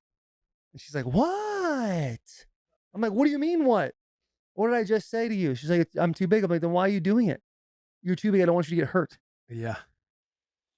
So now I'm fired up. Negotiation tactics are alive and well with the kids, man. It's a daily thing, man. It's a daily thing. We had a couple whining situations yesterday, too, that I've already bitched about. But I handle my business. I handle my business. Hey, you hit the adjust the hat. Yeah, I handle my business out there. You know how it is. Mine goes to, I wrote the story out on Twitter, but mine goes to Roof's understanding that Fridays are pizza Fridays and movie nights. Yeah. I picked her up from a nap, brought her over to the table, and just to like make conversation, I always just ask like, did you sleep well? Did you dream? What were your dreams about? And I'm like, hey, what do we get to do tonight? And she was like, movie night. And I was like, I'm sitting up there changing. I'm like, yeah, that's right. I was like, what else do we get to do? And she's like, Pizza Friday. And I was like, let's go. And I just picked her up. And I was like, so I'm like, yeah, that's right. That's right. She's starting to put like together to, 2 and 3 words, which fires me up. What else do I have? Here's a tip for the dads out there. I do really well, and it's only dad too. Mom doesn't, for whatever reason, mom doesn't have the power. But telling her a secret, like if we're trying to get her to do something, I'm like, hey, Rue, dad needs to tell you a secret. And she'll like, come over. And she's like, what? And then basically just tell her what we've been telling her for the last couple minutes. Yeah. And then she'll be all about it. So a little tip is letting them in on a secret and do secret time is a very good one. Because then they'll come over and they'll say, more. I'm like, what do we do next? We brush our teeth next, right? She's like, yeah. Back, go run to mom, brush your teeth. She'll run on over and you're just like, yo, I got some That's juice a nice right one. now. That's Yeah, a nice one. Yeah. The secret thing is a nice move. Yeah. She'll just start getting like, she'll want to jump on the couch or something like that. And you'll just be like, Rue, hey, Dada needs to tell you a secret. Dada needs to tell you a secret. And she'll like start to get down and I'll start to like walk away. I'm like, it's just between us. And then I'll kind of tell her and she'll do it, bro. It's crazy. That's awesome. That's awesome. We're about to have a tale of 2 dads though, because you had some great ones. I'm about to go in now. The secret thing, we did that for bedtime for a little bit. Yeah. And it turned into, I was like, all right, tell me a secret. And then they'll basically just say a bunch of shit like, today, tomorrow, I'm gonna get up and make pancakes, sausage, and then that becomes the conversation. Yeah. And You then just say like, I can't wait. All right, let's get your clothes. And this is when they're laying in the crib. I go to leave and it's like, Daddy. All right. Because you're enjoying yourself too. Yeah. And then 5 secrets in, you're like, okay, it's time for bed. See, I'll just end up walking out because every time Rue wants something extra, I just remind her. I'm like, you said one more. Because I'll tell Charo, I'm like, she negotiates with Charo. Like, Rue's big on like hug. She wants to give everything a hug, and her hug's just like a lean and Yeah. and she'll like want to hug the stairs. Like when she had what is it, RSV? Yeah. She had the little treatment thing where she's got to put the thing on her over her mouth, but she'll be like, she'll say treatment. She's got to hug treatment. Mhm. She's got to go out and hug this. She's got to hug the couch. She's got to hug the blinds. That's because there's always something new. They're just trying to negotiate to stay up longer. Yeah. And she'll be like, how do you? I'm like, I don't know, sweetheart. I just stick to whatever I'm saying. I'm like, no, Right. I know that sucks. I know that sucks. I But know, here's what we have to it's a do. much different dad and mom thing. Because I feel like moms are more willing to negotiate with their child. Yeah, they're such a warmer place. Moms are such a warmer place in their arms. Yeah. And I love that we're having this conversation because what you're saying makes me okay. All right. I know Yeah. I She'll know I'm be in the so same upset boat. like that she can't hug mom again, and she'll Yeah. start like crying. I'll be, hey, mom sent me a picture. You want me to show you a picture of mom so you can give her a hug? She's like, yeah. So just pull up Charo's Instagram and just show their most recent picture. I'm like, here's mom, give her a hug, and she'll We're like doing a she'll- bar 3 Yeah, lesson. that one was last night. She leaned in and then she was stopped crying. That's awesome. I was like, Dude, "All right, Wayne tried to pull that on I me. was like, yeah. Wayne tried to pull that on me last night. She's like, can I tell mom something? I was like, mom's dealing with something downstairs. Daddy's putting Yeah. down tonight. And then she like started to get upset. I'm like, honey, we're not doing this tonight. We're not going to get upset about stuff that we know it can wait till tomorrow. It's all good. Dude. We're all good. And she's like, can I just say one thing to mom? And I was like, you know what? I'll call her. I called her. I was like, hey, mom, Wynn wants to tell you one thing. She Right. does the one thing. And I was like, let mom know, like, hey, here's the Yeah. situation we're in by my tone of voice. literally as Wynn's breath, she's ending the sentence of the one thing. I'm like, all right, mom, love you. We'll see you later. I was like, see, got it done. Look how that worked, huh? Smooth. In and out. The phone is big. The phone's big. Yeah. But yeah. For whatever reason, then one time I pulled up the treatment thing. I just pulled up, treatment for RSV. word? I typed in treatment for RSV for kids, and then I'm just scrolling the images and figuring out like the machine. I'm like, hey, look, here's treatment right here. Give it a hug, because we're not walking outside. How long was she on that treatment for? Like a day or two. Oh, it wasn't bad. RSV is like a big deal, right?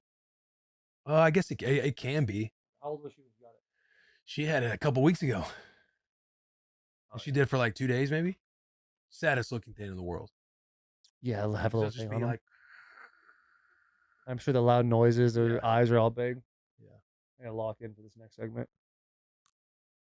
Next segment brought to us by Twisted Tea. Twisted Tea is a refreshing hard iced tea made with real brewed tea and 5% alcohol, full of flavor and very refreshing. Twisted Tea goes down smooth, so smooth that there is no carbonation, which makes it easy to drink all day long. Twisted Tea fuels fun and celebrates extreme fandom on game day. It is the perfect alcohol or beverage for game day, tailgating, parking lot, springtime, spring break, watching at a bar, with friends at home, out on the beach somewhere. Twisted Tea is there to turn up your beautiful day full of sun. Keep it twisted with Twisted Tea. Mitchie. All right, our twisted question this week comes from my my one buddy Ryan. So shout out Ryan. Shout out Ryan. Shout out Ryan. Would you rather have your whole career with one team, get into their Ring of Honor, but your team is kind of average, you never really make it to the playoffs, you're just kind of middle of the road team, or spend your career with multiple teams and win one championship, and your stats are the same for both stops or both situations? Super Bowl. That's tough. That's tough. Yeah, I think you got to taste the sweet nectar of a Super Bowl. How many teams? 3+. But you only you don't win a Super Bowl obviously at every stop. You just get one. Like you win a Super Bowl and then like boom, you're on to the next team because you're that veteran that won the Super Bowl. Yeah, I don't know, bro. It is harder than just saying Super Bowl because there is playing for one team is dope. Yeah, for sure. It's like I'm asking myself, I think I'd stay with the team. Ring of Ring of Honor one sick team. too. Yeah, and not that I'm going to be a Ring of Honor guy with Nebraska, but the example I'm using in my head is, would I have the same career at Nebraska right now, or do I hit the portal a time or two and I get one national title with somebody else? So I think I'm staying with. I think I'm going with the team. I'm switching my answer. I'm going with the staying with one team. Ring of Honor. Same stat line you said? Yeah. Yeah. One squad, one heartbeat, one sound. Yeah, go Big Red. If we die, we Gabe die. Davis signed with the Jags 3 years. Shout out the boy Gabe Davis. That's kind of sucks. Yeah, I wanted him for the Titans. Hopefully, they're supposed to be nice this past They're year. and they supposed to be shit down Super their Bowl leg. contenders this past year. Yeah. What happened to them? The Oh, wait, Titans. which one are you taking? Which one are you? I don't know. They're both great. I spent my whole career with one team, so I'll go the opposite because I have never tasted that. So do you wish? Say we'll just say you're in the Ring Aside of from Honor. the- Like you might get Ring of Honor, which is that's an argument. That's a real debate. Yeah, So yeah, your career basically you would rather have bounced around on a few teams and won a Super Bowl. Say you win. Say you went to No. the Buccaneers when Tom Brady was on the Buccaneers, and you guys won that year and took down the Chiefs. Being a part of that team. I don't know because I did love my career at the Titans, Yeah. and really everything Mitch said was my career. Besides the Ring of Honor thing, you're on a team, you're in the But playoffs. you might be a Ring of Honor. Like you had the career to be like a Ring of Honor guy.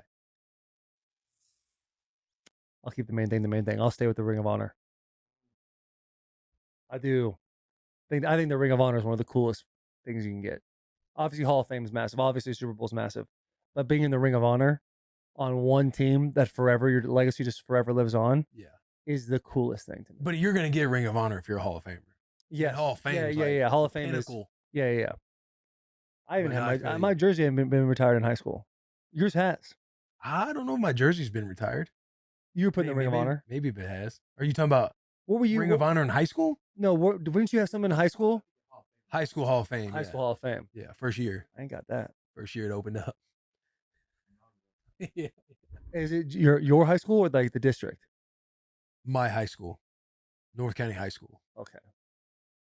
I need that too, bro. Christian Wilkins, 4 years, 110 million with the Raiders. Ooh. Lord. A lot of stuff happening. Yeah, this Lot is of the time. Apologies, it's being tomorrow or further in the week. Obviously, this isn't current news. I now, know. but it's just there's a lot going on. The next 3 days will be. This really is the Yeah, most fun bro. time of year. This is an awesome time of year. I know. Damn. I know. I thought he was going to stay at the Miami for a while. The insanity. Crazy. Making a Yeah, he comeback. is Well, nasty. Might have to the way his money's getting tossed around. Hey, you see me, right? What happened? I'm just uncomfortable with my low back, man. I can't even I don't know. We're gonna I'm get you like, like a I pad or keep trying something. to sit so far back to where I can get on that little, no homo, that little hard spot back there. I'm trying to sit on the little hard spot. So that way I can keep it up versus if I'm down in here, I feel like my spine bends so much more. And it just puts so much That pressure. scoliosis. See, when I sit like this, I feel I'm way too high right now. Really? I feel like I'm looking down on you. Yeah. I mean, I'm bending. Let me hang on. All right, Man. should we kick off the Charles Woodson episode? Yeah, we should. We talked about it a little bit. Charles Woodson, absolute legend. Brings his whiskey and brings his wine and talks about the good old days, all that. I believe we talked about Tuck Rule a little bit, didn't we? No, we never hit the We tuck never rule. hit the Tuck Rule? We never hit the tuck rule, which sucks, but we talk about him if he could play a snap right now, like how many plays, or in college. Mm-hmm. We talk about his kids. We talk about all this stuff. How he almost left Green Bay, how he wanted to retire, Yeah. and kind of comes back in and then has the career that he has. Yeah, he talks about some of the shortcomings he had at Michigan. He could tell Charles Woodson was I'm the top G kind of Yeah. attitude at And Michigan. how bitter he was when he left the Raiders the first time, like how he had kind of those stamps of is he a bad character guy, locker room. Right. Let's get into this episode. Enjoy Charles Woodson. Big hugs and tiny kisses. Boys, listen up. You may grow hair fast, but after going to Sport Clips haircuts, you'll wish it grew even faster. That's because Sport Clips has the best seats in hair, and that may or may not be because they have to be right in front of TVs playing sports all day long, every day. We know that watching sports while getting a haircut sure beats watching your reflection getting a haircut, which is why at Sport Clips, every day is clippers and curveballs, high tops and Hail Marys, and even waves and wickets, if you're into that sort of shit. At Sport Clips, you can check in with the pros in men's hair and totally check out with pure, uninterrupted relaxation. So yeah, come watch an endless stream of sports on TV while getting an awesome haircut. Sport Clips. It is a game changer. Back to the episode. Charles Woodson. The GOAT, the defensive GOAT. I mean, you are one of the best of all time, bro. It is an absolute pleasure to have you on the podcast. I appreciate that, man. You guys are shaping up to be best of all time too. Oh, I like damn. what you're On the doing. field? I like what you're doing. Well, what you- Yeah, on the field, dude? You really mean that? Right here. Yeah. Because we tried getting, I remember I was either, we were on Twitter going back and forth because you was in Nashville one time. Yeah, and I was think we were sliding through, trying yep. to get you, but Yep. yeah, everything was way too tight. But man, yeah, Tried thanks to for make coming it over. happen, but yeah, Yeah. the timing was off a little bit, but you know, we did it. We Finally made got it done, man. We Yeah. got to obviously jump into Michigan. Like, for how many years have we just been shitty? And now finally we put it all together this year, man. What did that mean to you as an alumni? Well, you know what's crazy is that it wasn't that we were shitty. We just couldn't beat them guys. We couldn't beat Ohio State, man. Yeah. Like, that's really what it was. Like, when you think about, you know, Jim, when he came in, Jim was winning 9-10 games a year. But then we get to that last game and we could never get over that hump, you know. So when we think back to Michigan and we see that we had a shitty year, you know what I Right. mean? And so these last couple of years have just been like, dude, I don't even know how to explain it. You know, it's just it's not even that we won the game; it's how we won the game. Yeah. Like, And was- with all the storylines throughout the year too. Yeah, it's not just that game, it's the season. right, The Penn right, State, the right. Harbaugh getting suspended Yeah. right before the Penn State game as they're traveling. He's getting told all while they're on the tarmac. Literally, I was at that game because I was working with the Big Noon Kickoff crew that weekend, and we get there and they're like, "Yeah, I don't know if Jim's gonna be able to coach today." We're like, "What are you talking about?" Like, "Yeah, you know, he was on the plane. He got the word that he might not be coaching." We're like, "On the plane? Like literally on the plane to Happy Valley? You talking about he can't play? I mean, can't coach?" So yeah, just a lot of different storylines. You know, this particular season with him putting people in place. Mike Hart was a coach one game, head coach. And then Sharon Moore, who's got the job now, he was a coach for like 3 or 4 games. And those guys, you know, just looking at that situation in the face and just being like, it don't matter. And You it's know what such I mean? it's such a massive like statement to the culture of Michigan because Yeah. they had every excuse not to achieve the goal of winning a national championship. Right. And like you obviously you don't have to expand on this at all, but how pussy was it of the Big Ten to try to implement some sort of bullshit band-aid? Hey, we're gonna punish them, Tony Petitti, as they're flying to Penn State and doing all that. That's just bad ball. There's no due process there. And so, but the thing I like about it personally is that if there were all these allegations and they never took Harbaugh off the field, then it'd be like the true asterisk to a national championship. But because you put all the adversity on and off the field towards the Michigan players, Right. now it's like there's truly like it didn't matter what got in their way; they were winning a national championship. Yeah, And and that was so big. it truly was a Michigan versus everybody. Yeah. You know, the phrase that they coined, and also the other one was bet. You know, Yeah. they had that. I forget after which game it was, but it was just to say, all right, you guys are going to put all of this on our plate. Bet we'll handle it, Mhm. and that's exactly what they did. And you know, being in Happy Valley, and you know that being our toughest game to that point on the schedule. And then coming out in that second half, and I think they threw the ball one time. And then from there on, it was like just old school Michigan football for a Yeah. whole half. Like Yeah. just take this, take this, take this. So yeah, it was fun, man. The whole ride this year, man. I mean, you know, we were riding along with them guys, man, just on cloud 9 every week. And then when they capped it off, I was able to go to the semifinal. Pasadena, didn't make it to the championship game, but watching that championship game and the way they performed, the domination, you know, that you know what? Let me go back because you talked about the culture, Mhm. and that was important with this team because of all of the guys who said, I'm coming back because we got unfinished business, and then they actually did it. Like that's pretty special, man. So I'm happy for them guys, man. What's it like knowing that you guys that Michigan, your guys' university, brought a national title in 2023, and it's been since what, like the 1940s since you guys last won a national title? 97, man. 97, God thank damn. you. I knew he did it on purpose. I know what he did. Yeah. I know. That was a nice Yeah, that was segue. good. like that? That was You good. like That that? was good. That was good. Okay, I see how it is. See how the show's gonna be.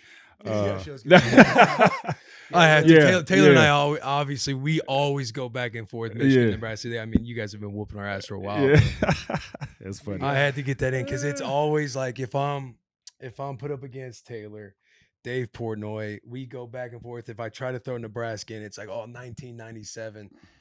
Personally, I feel like as a player, you like being the coaches poll national championship more than the AP national championship. Well, man, when you guys got up there and you start crying, after the season about, our coach is leaving and man, we deserve it. We like, what the hell is going on, right? You know what I mean? So you guys begged your way into that little spirit. It's that was they tough. bent the knee too. The coaches were just like, all right, I guess we'll just give it to him then. Like, really? Come on. I mean, we Nebraska beat. And it's funny because Charles is like he was a player. He was on the Michigan team. Yeah. Like I'm just sitting here like, oh, we Nebraska. yeah, you're 8. Yeah. 8 years old. Hey, but Nebraska beat Peyton Manning led Tennessee. Oh man, they did. Dogged They did. Average did. over 40 a game. They did. Michigan averaged 20 something. Yeah. However, their defense, you guys, we held teams were like, pretty mad about that too because we go out to Washington State and we're like, all right, Tennessee, give these boys a fight. You know what I'm saying? Because that's going to help our cause if they right. go down there and struggle. And Nebraska goes out there and slaps them boys. It's like, oh shit, God Damn. What's it like? Because you guys play more like top 10 teams that year. Like I'll say the Big Ten, like back in the 90s, like you guys had more of those teams in the top 10. But like as a player, are you kind of hoping you get dealt? Like I don't remember how it worked with the bowl game selection back then, but are you hoping you get like the higher matchup, or did you already kind of know you were going to play the Pac-12 champion? It was Pac-12 championship. So I think we were a year before the BCS. So gotcha. if it was a year later, we would have had a chance to play. It would have been Nebraska. y'all. It would have been Nebraska and Michigan. We'd have had a chance to play Nebraska, One but year we too just early. I know 1 year too early, man. So we went out and played the winner of the Pac-12, and they played Nebraska. So that's just the way it went. Yeah. When you're doing all the big noon stuff, and it's essentially your job, your obligation to be as unbiased as possible, but all this stuff is like going down. Yeah. How do you catch yourself in Happy Valley thinking, all right, Harbaugh's not on there, but you're on the sideline? I think there's a clip of you and it might have been Desmond Howard as well, like getting hyped up. Like, are you like trying your best not to get excited? No, like our producers and everyone who brought me in, at Fox, they know that when it comes to Michigan, it is what it is. Mm-hmm. Like when I'm on the set, I'm rooting for Michigan. If I'm on the sideline, I'm rooting for Michigan. I'm going to be biased as bias can get. So there's no secret. But when it comes down to like really talking about the game, like keys to the game, how Michigan is going to win, or Ohio State is going to win, I'll give the real. But as it, in terms of where my loyalty is, like, it ain't no secret. Yeah. You enjoy covering college more than the NFL? Because I know you was doing NFL before you signed on with Fox. Nah, NFL is where it's at. Yeah? Yeah. I love the NFL, man. In college, there's too many damn teams in college. There are a lot of teams. Yeah. I feel like I enjoy the school spirit of college because you just know you're pulling for your team no matter what, versus the NFL, like playing on a few different teams. It's more of like a player driven. Like I'm kind of rooting for guys and players. And yeah, I like to see the Raiders, the Titans, Washington do well, but like the connection with your school spirit in college. Yeah, it ain't nothing like it. It's nothing like it. And I get asked that question, like, why do you feel the way you feel about Michigan? Why you love them so much? And I answered this question not too long ago, and I think it's like, for me, it was the first place I was trying to get to. You know what I'm saying? Being a high school athlete, and you're getting all of these letters, and you're working towards trying to do something bigger than playing in high school.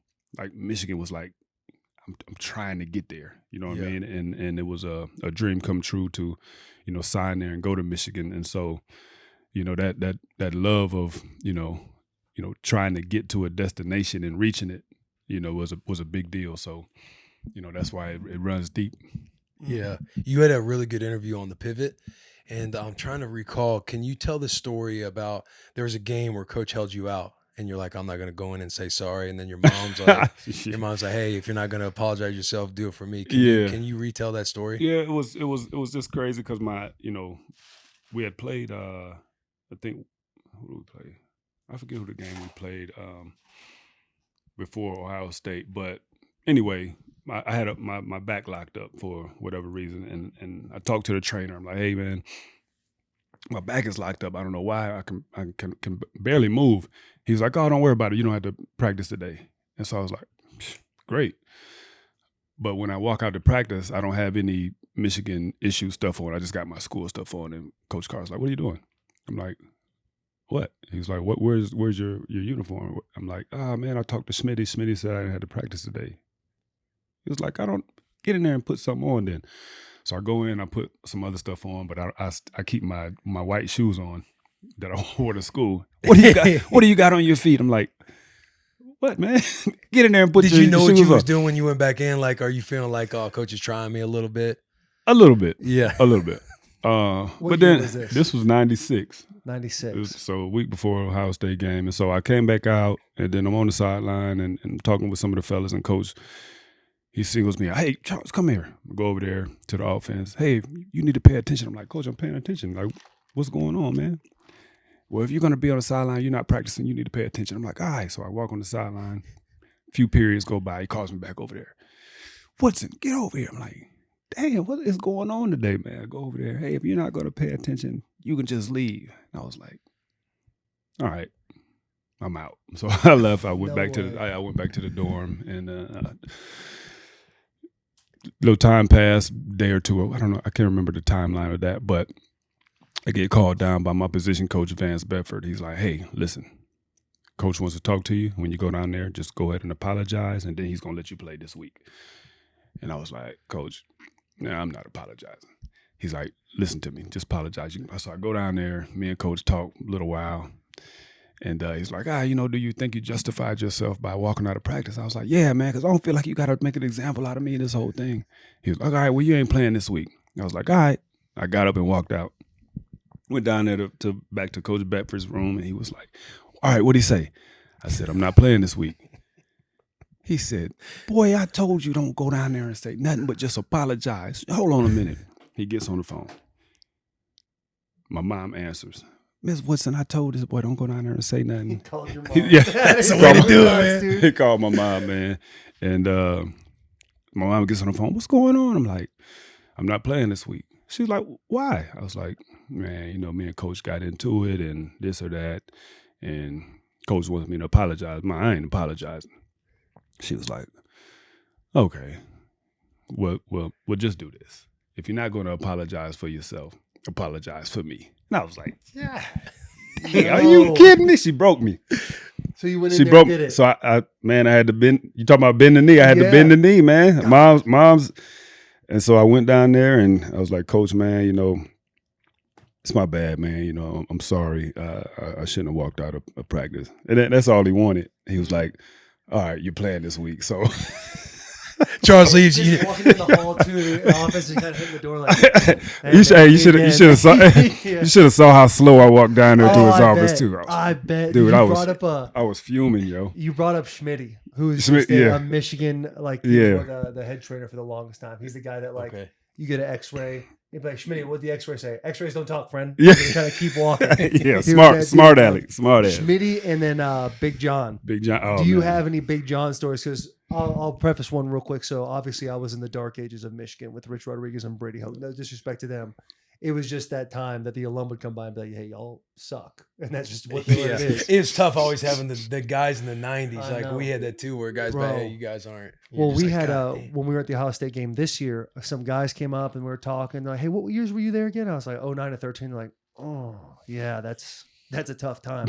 But when Rich Rodriguez, I'll bring that up. When Rich Rodriguez first got the job, there's a story that Big John would go and at like 5 a.m. and get on the elliptical in the weight room, butt naked, nothing. And he was like a sloppy body cat. Yeah. And he would just butt naked be in on the weight- elliptical, sweating, dripping everywhere, all over the place. And he was just in like the most fun way, like crude, like over the top, like kind of just a horny old guy. But he was like just a staple for a while, dude.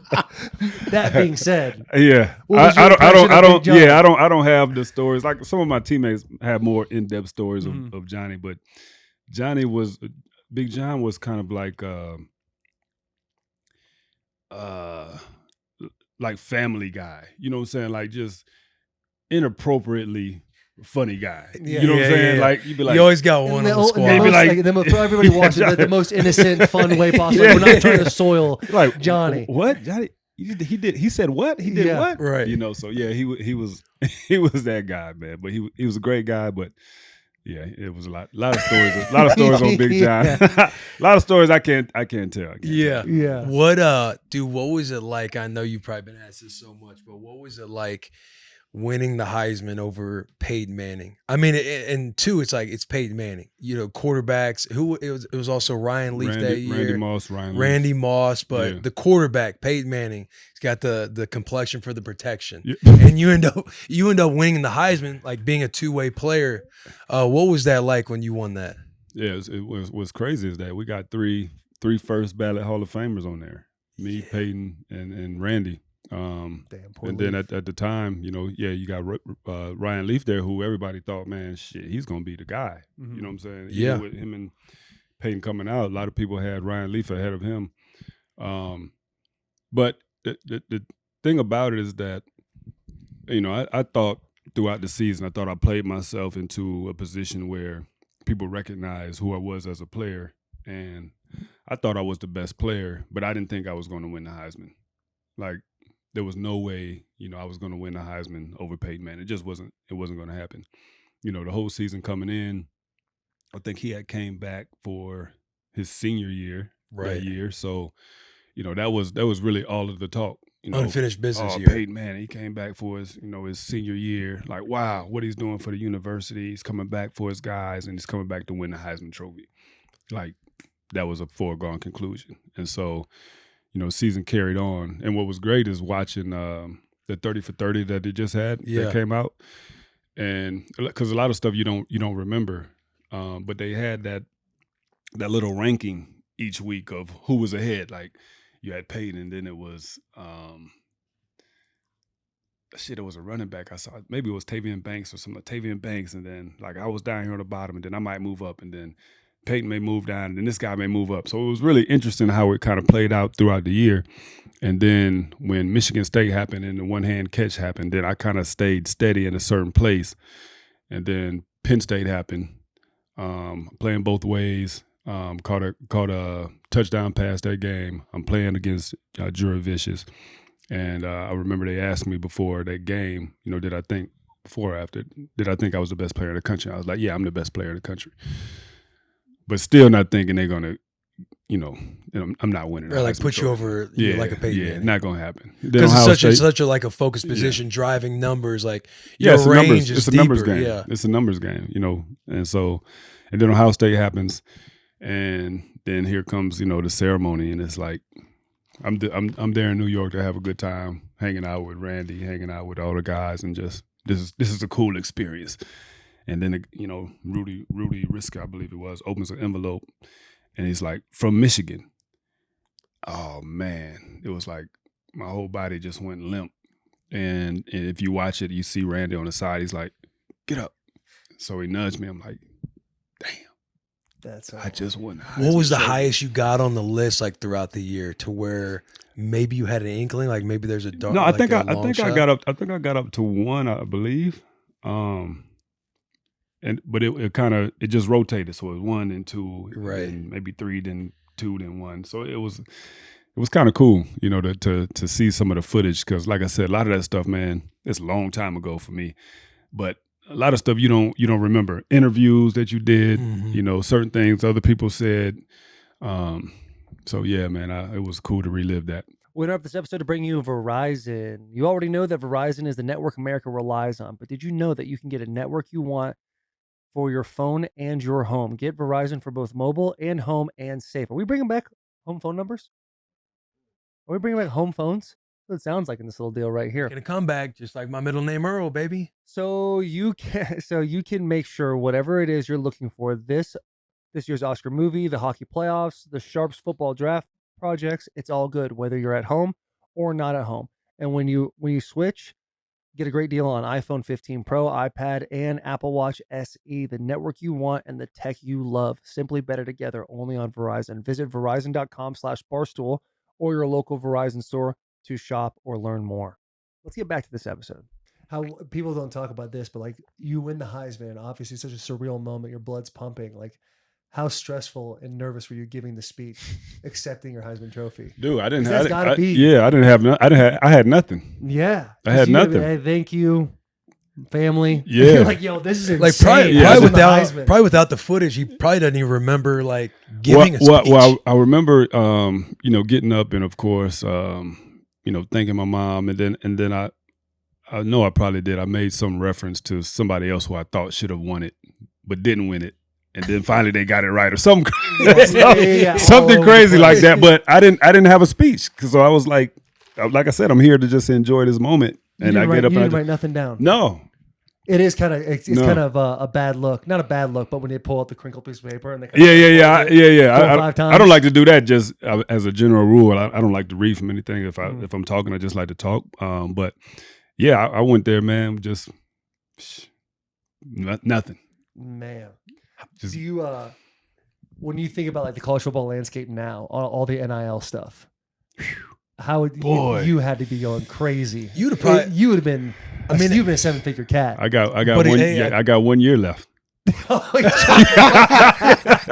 You trying to get after it? I got Hey, 1 year left. Yeah, Hey, just how go ahead many- and ride yeah. the bench, but make 7 figures. I'm just How many saying. plays? How many plays you think you could give to a college game? In college, Right now, if you played oh, college, I'll run that shit right now. you think so? You don't think you'd be come blowing on. a hammy out there? Nah.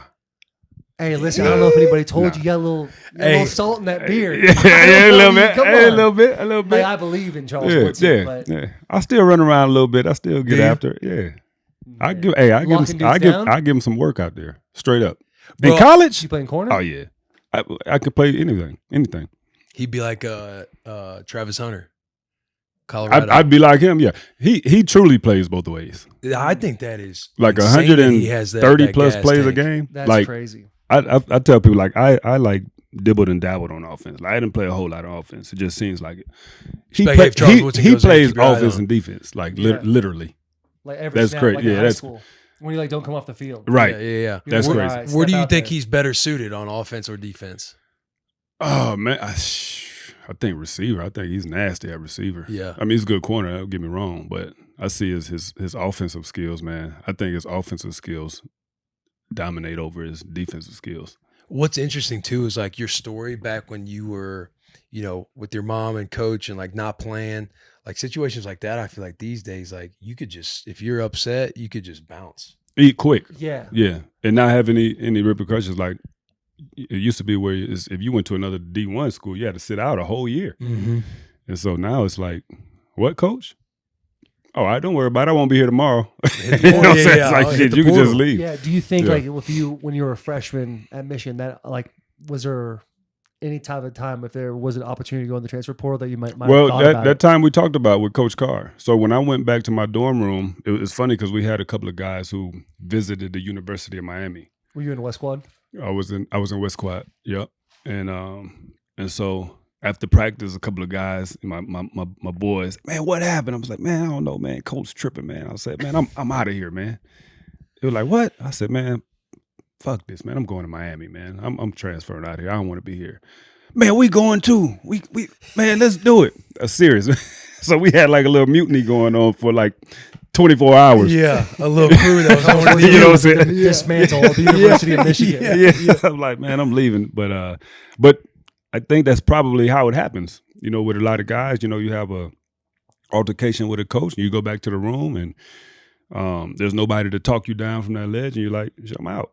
I don't got to deal with this. And nowadays, it's easier than ever to say, I don't want to deal with it. Yeah. It makes it so much more difficult to keep accountability in a locker room that's so important in football. Yeah. Is to keep dudes accountable. Yeah, and that's what's hard. What Michigan did and the reason why I feel like they won and were so dominant is because they really had grown men out there. You know what I'm saying? We got a bunch of juniors, seniors, guys who came back, and so if you look at what Ohio State is doing right now, they're trying to buy all these players, trying to get all this quick fix.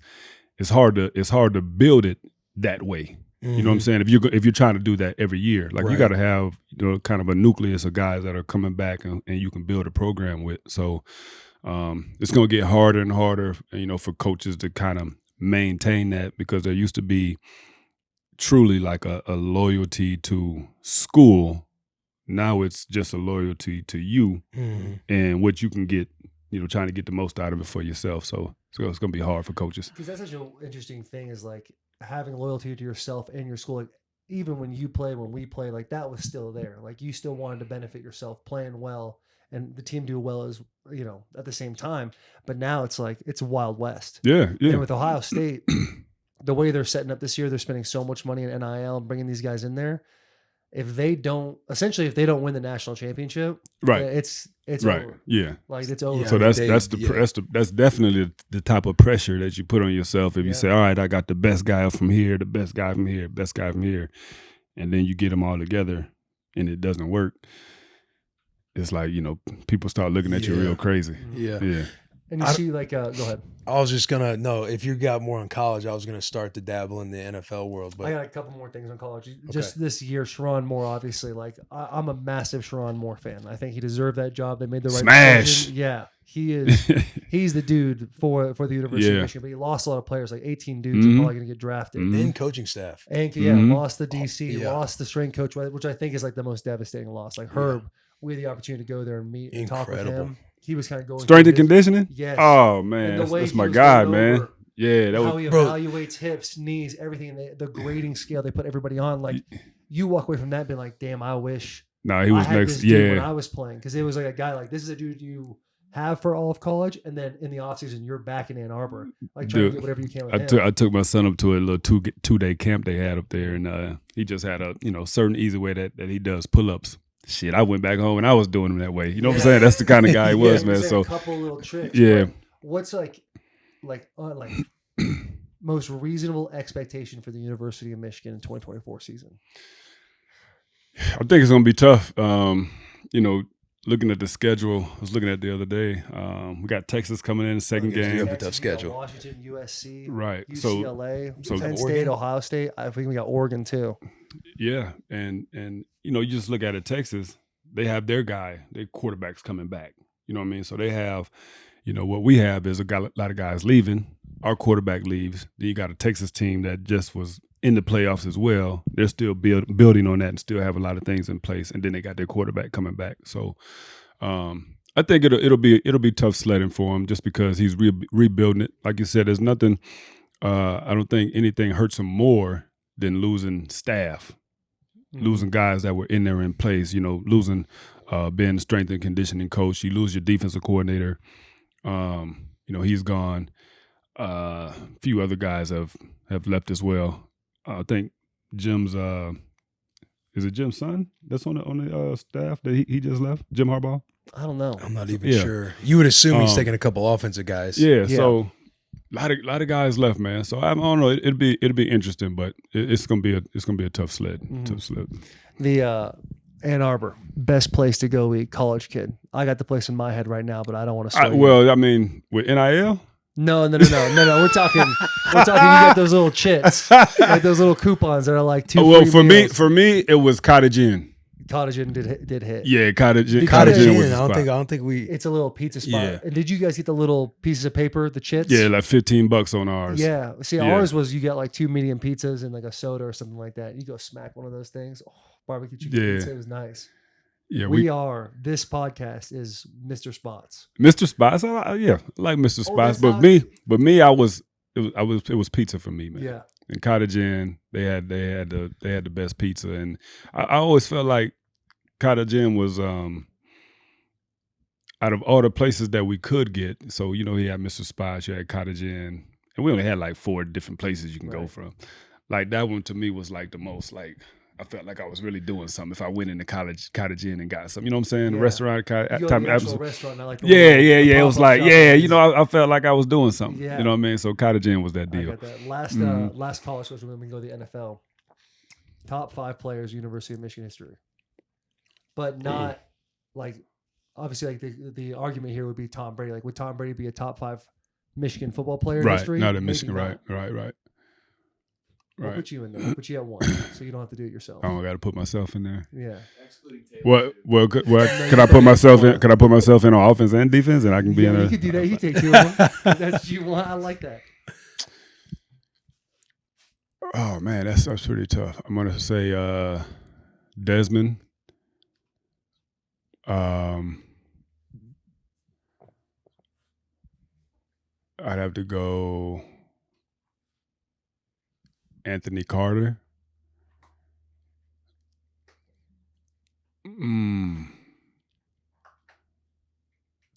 That's tough. Let's get my man Hutch in there. I was hoping Steve you put him in Hutchinson. there.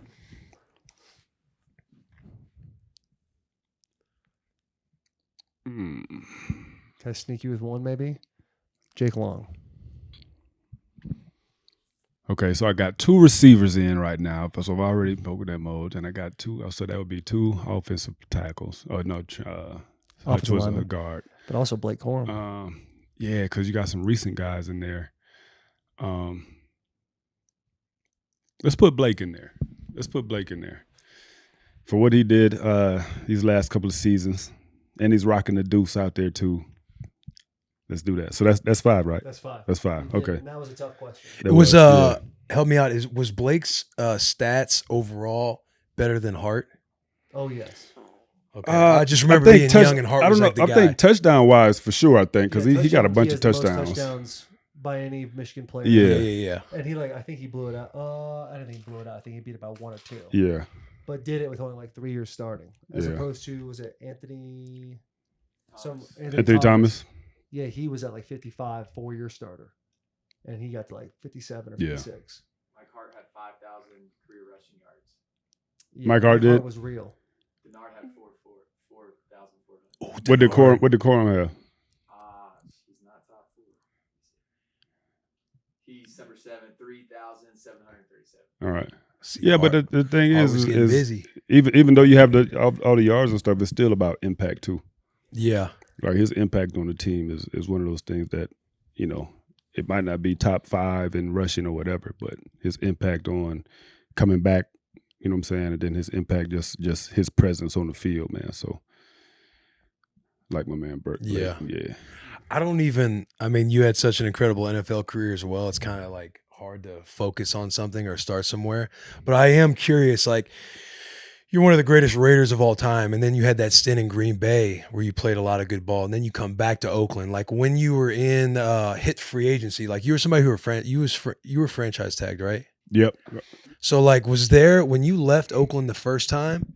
Was there like bitterness with the organization when going to Green Bay? Like, because you obviously came back around to Oakland, but being such a great player for them, when they kind of like let you go elsewhere, was there like any resentment? Was there any bitterness of the business per se?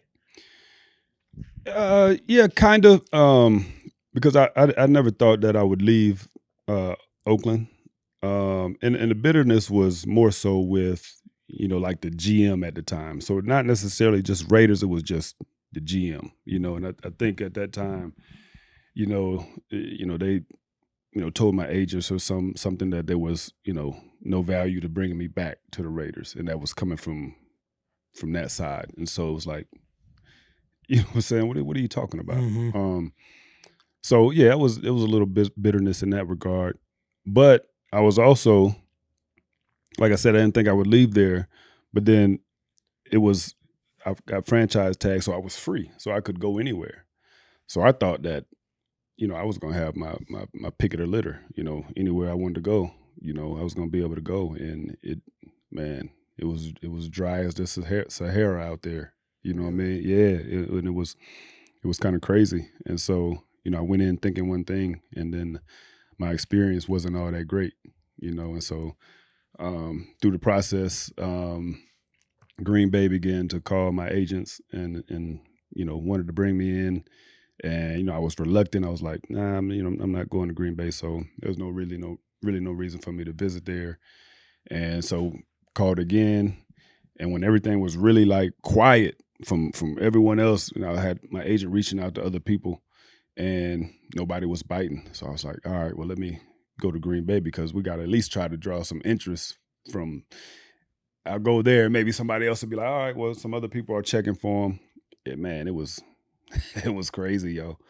But if Green Bay didn't want me, I really don't know where I would have played in 2006. Really? Yeah, really. Why do you think it was so dry, like the free agency market?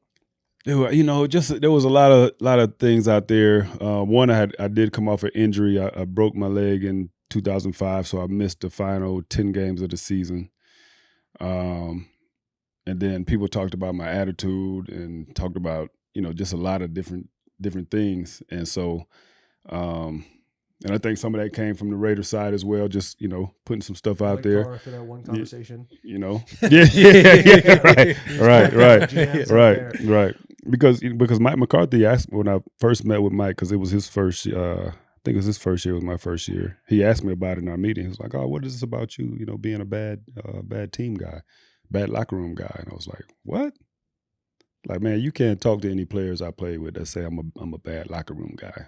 So I don't know where that's coming from. So there were some things being put out there that muddied the water, and so yeah, it was a little tough period, man, to kind of go through as a guy who I had done everything, to Oh, that yeah. point. So I'm like, damn, that's how they really feel. Yeah. So it Did was crazy. you have any moments that you felt like they were defining you by, that you might have had lower moments while being on the Raiders that allowed them to say, "What's this about you being a bad team guy"? Oh yeah, I mean, I had some asshole in me. I ain't gonna say that. Yeah. But but in terms of player and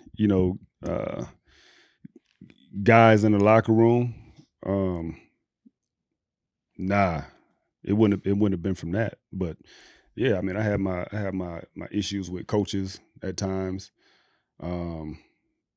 I like to hang out, do my thing, you know what I'm saying, outside of playing football. So, maybe that could have had something to do with it. Who knows? But in terms of being able to play the game and, just overall, good dude. I'm a good dude, Yeah. you know what I'm saying? Can you speak to like your development in the film room? Because obviously, like, you're a guy, you're an All-American coming out, Heisman Trophy winner, top 5 pick. Like, you have all the accolades, right? Like, it's like, oh, he's just so talented. He's super talented. But I was fortunate enough to play with Will Blackman for a couple of years. Mhm.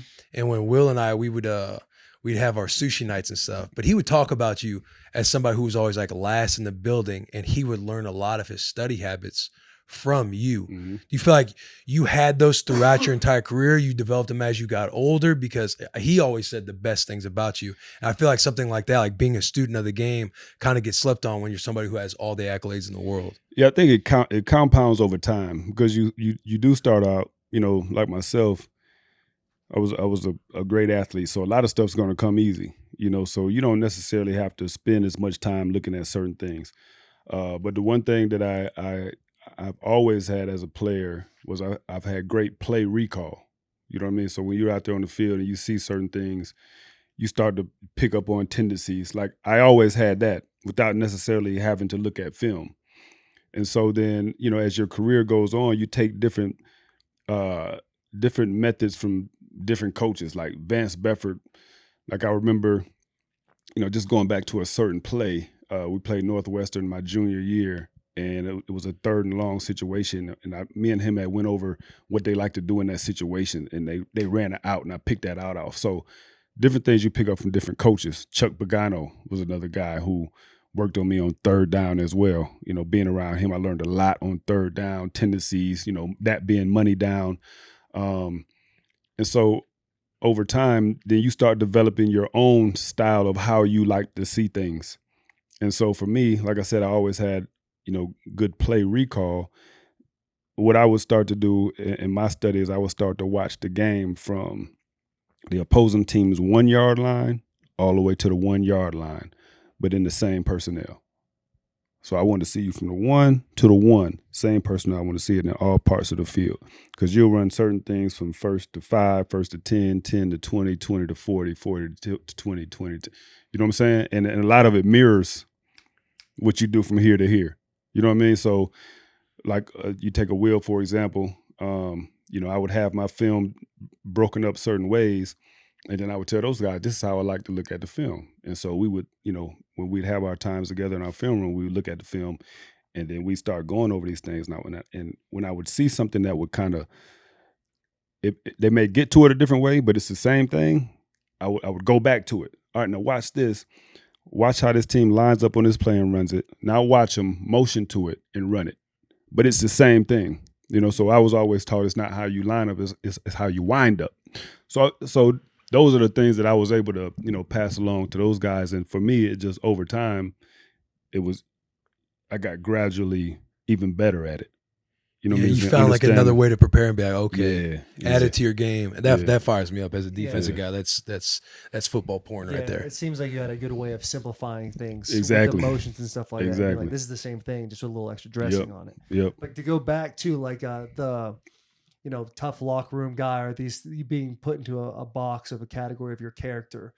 For Charles Woodson, how, when you're hearing these things from different coaches, from different GMs, like, was that like motivation for you? Like, I'll prove you wrong and this is why?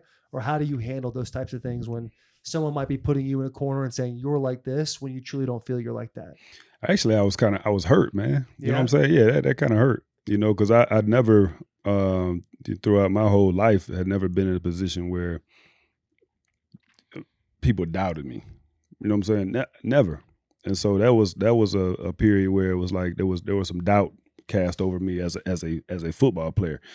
Now, you may not like me as a person or whatever that is, but like on the football field, like to have somebody say, man, he can't do that anymore. He's always hurt. He's injury prone. He's that, and that's like, damn. Like that kind of broke me down a little bit. And so when I first got to Green Bay, you know, there was just a period in there where I was like, damn, I don't even want to play football no more.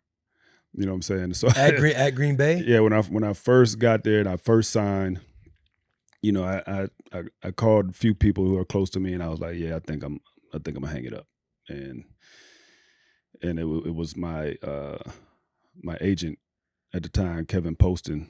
He said, hey man, he said, you signed the contract, right? I was like, yeah, I signed the contract. He was like, well, that's like giving your word. And I was like, yeah. He was like, you at least need to play 1 year. You know what I'm saying? Because you've signed the contract, you gave me your word, you at least need to play 1 year. And so I was like, yeah, you know what? That makes sense. That makes sense. So, you know, I got through that little period, and then, you know, things just kind of just started to take off and slow down in Green Bay, where I was like, all right, I'm back. You guys had a good team too. Yeah. It looked fun. Yeah. Like everybody talked about your schematics defensively. Why am I forgetting his name? Coordinator. Well, that was later. You talking about Dom Capers. Okay, that was later on. When I first got there, was another guy. But in terms of having fun, we had a great group, especially secondary wise. Al Harris, Nick Collins, Tremont Williams had just come in. Some other young guys, Atari, Bigby. So like our secondary, you know, then young Will comes in.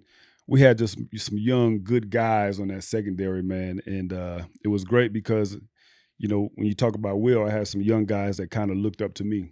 And so, you know, kind of watching what I did, and you talk about the film study and all of those sorts of things. So then it really became fun because then it was almost like a responsibility. How am I going to help these guys, you know, get to the next level? Yeah. And it was really about going out there and showing them for the most part. But then just those little things like, you know, finding your own way to watch the film that makes it easier for you. Right. And then you grow from there. When did you find that transition of like when you first get in the league and you get in a locker room with a bunch of NFL players, you're like, oh shit, that's the so-and-so. Oh, that's this guy. And then eventually it flips where people are coming in and they're a fan of you now. You're the hunk. Yeah, now you're a hunk. You're the dude that people are like, yo, like, let me watch film with you. And like, where do you think that switch turned for you in your NFL career where it was like, okay, I'm now the guy that's supposed to be leading, not following. If following, for lack of a better word, because you're always going to do you when you're young. It's just like you're looking up to these guys. Now guys are looking up to you. It probably started around 6 years in, because that's when I first came in, like Tim Brown was in the locker room. You know what I'm saying? Yeah. Napoleon Kaufman, who I watched in college, and then he was with the Raiders. Who else do we have, man? I just saw him too. I'll think of it in a minute. But Russell Maryland, Pat Swilling. It was crazy. You know what I'm saying? Because when you're young, you don't think you'll catch those guys because it seems like it's far away.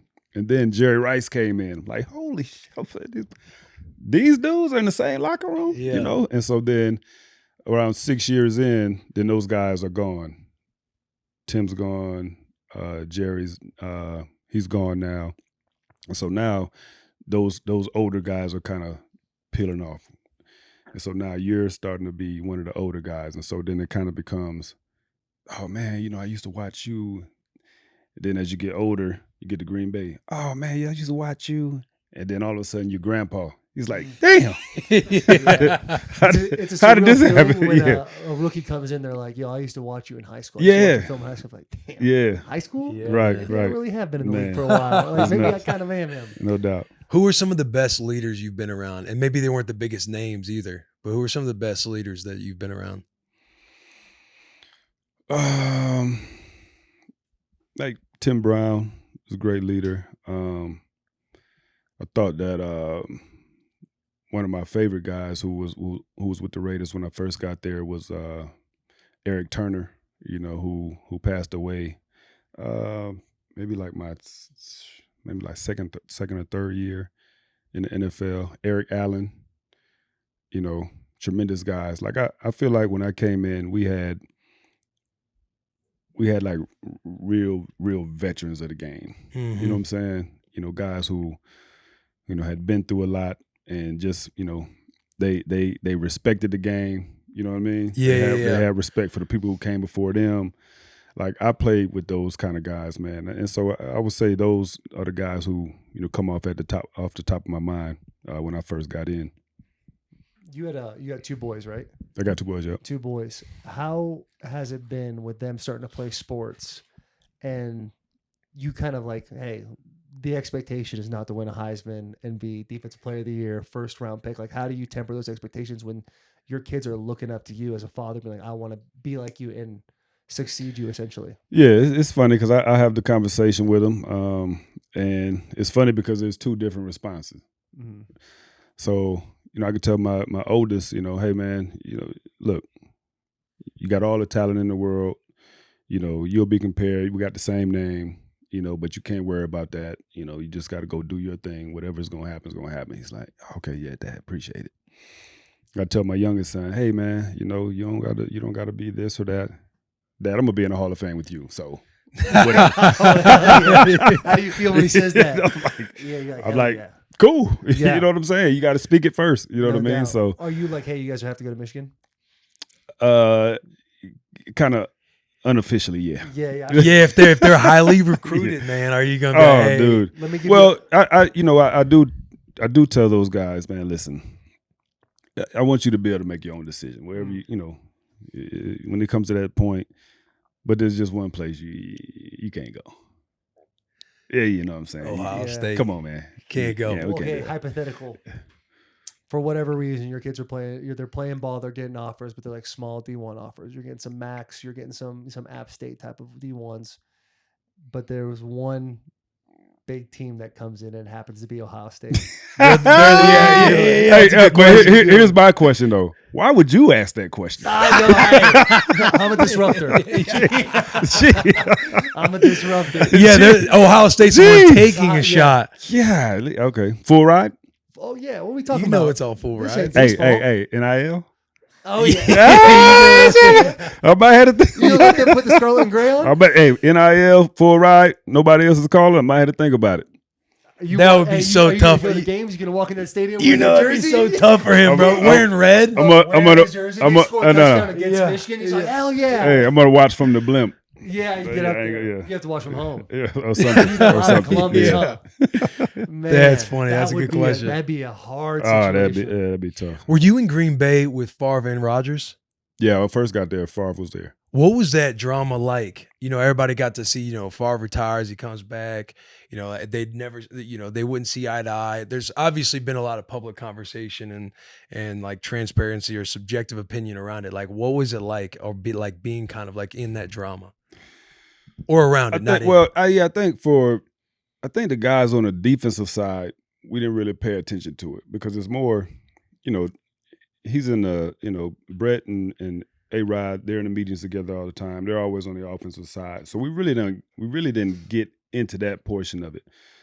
the most interaction like for myself with A-Rod is A-Rod was on the practice squad, and so he would always go against our defense. So that was really all I really paid attention to was that part of it. Now I remember that there was talks of Brett saying he doesn't really need to help the guy that they just drafted basically to replace him. Right. But I never really laid eyes on like visible tension between them because I wasn't paying attention to it. Right. You know what I mean? So yeah, it wasn't anything that I really could comment on because I wasn't in the middle of it. I didn't care. Yeah. to be honest. Yeah. Yeah. No, that's Trying to be great on fair. your own. Yeah, I mean, just I'm trying to win a Super Bowl and usually it's a coach. It's yeah. like, hey, we got a pretty good one over here in 12, and you're just Yeah. thinking like, yeah, he does a good job in practice Yeah. squad. Well, I But mean, we should be there picking this yeah. ball off right now. And we knew it, man. We knew it right away. Like when Brett was kind of in or out, coming back or not coming back, and we would play, against A-Rod in those practices, and it was like, oh, yeah, when Brett leaves, we're gonna be Oh, yeah, we're just gonna be fine. fine. Packers, Yeah, we're gonna be all right. they've been Packers pretty. are the most spoiled quarterback franchise. Yeah. Yeah. Favre, Rodgers, love Found another one. It looks like. Yeah. Guys, we excitedly interrupt this episode to bring you Dave & Buster's. Dave & Buster's is the best place to watch basketball this March. 86% of American employees will spend at least some time at work keeping track of March basketball. Stop pretending to work. Watch the games at Dave & Buster's, D&B's as we like to call it. On March 21st, Dave & Buster's nationwide will have an all-day happy hour to celebrate the first full day of games. Stop pretending to work. Come to Dave & Buster's on March 21st, all day for happy hour and all day for basketball. Or, if you work remote, you just bring that laptop over to Dave & Buster's. I know, hey, the boys, one of those days during the week, we need to hit up the Dave & Buster's out in Opryland. It's Opryland, right? That mall? Opry Mills Mall. Opryland, rest in peace. But out at, what is it? Opry Mills? Yeah, we got to go hit that D&B come March basketball. Come March season, the season of March. That middle week, I think it's like March 19th through one of those first 4 rounds, we will be at Dave & Buster's. So, again, stop pretending to work. Go to Dave & Buster's March 21st for all-day happy hour and all-day basketball. Back to the episode. As you transitioned out of football, like how difficult was it for you to did you feel completely fulfilled throughout your NFL career, or was there a point when you first left where you're lacking fulfillment, the competitive nature, that first fall, not playing ball? Like, how did you handle that situation? No, well, 2 great things. One, I won a Super Bowl. So I think had I retired and not won a Super Bowl, then I would always think about, man, what if, woulda, coulda, shoulda, Hey, and let that me sort tell you of thing. something right now. That hurts sitting on this side of the couch. Yeah. Because Yeah. we AFC Championship, yeah. AFC Championship. Yep. Damn. Yep. All right, go ahead. Sorry. So no, yeah. So I got that. And then when I retired, I really didn't know what I was going to do after I retired. But what happened was, you get these articles that they write up about current players who are retiring who may be good on television.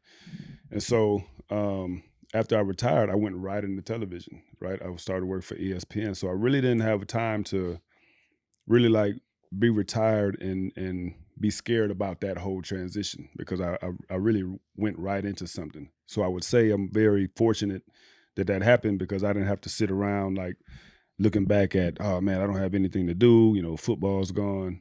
So I was blessed to have that happen. And then third, I would say I played 18 years.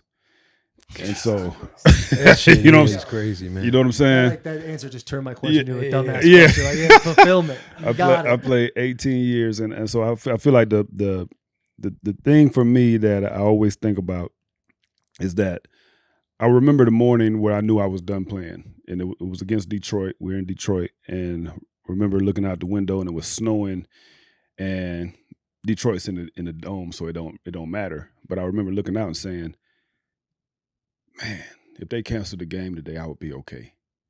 And as soon as I said that to myself, I was like, it's over. And so that morning, that day, I retired. So I always say that I actually that was like the 10th game of the season. I actually had 6 more games where I was able to play after I retired. So I fulfilled myself as a player, and then I got to come out of retirement and play again for 6 more games. So, dude, my journey has been I wouldn't trade it. Yeah. You know what I'm saying? I wouldn't trade it. So, And when you were talking about, hey, I'm gonna be done with my career. What year was that? 2015. 2015. Yep. So that's, I mean, imagine walking away from the game when you were with the Packers, signing Right. a contract, Yeah, and be like, yeah. I'm good. That would have been 8 years. I would have played 8 years, and I wouldn't be on Bussin with the boys. Yeah. Yeah. Bro, yeah. You man. did Hey, everything you guys to would be get on on. here. You'd be like, remember that one guy? He won the Heisman. Remember what was his name? Yeah. Yeah. Bro. Man. What got you transitioned into being an entrepreneur with the wine and the whiskey? Yeah, so I got into the wine early, man. When I was with the Raiders, our training camp was in Napa Valley.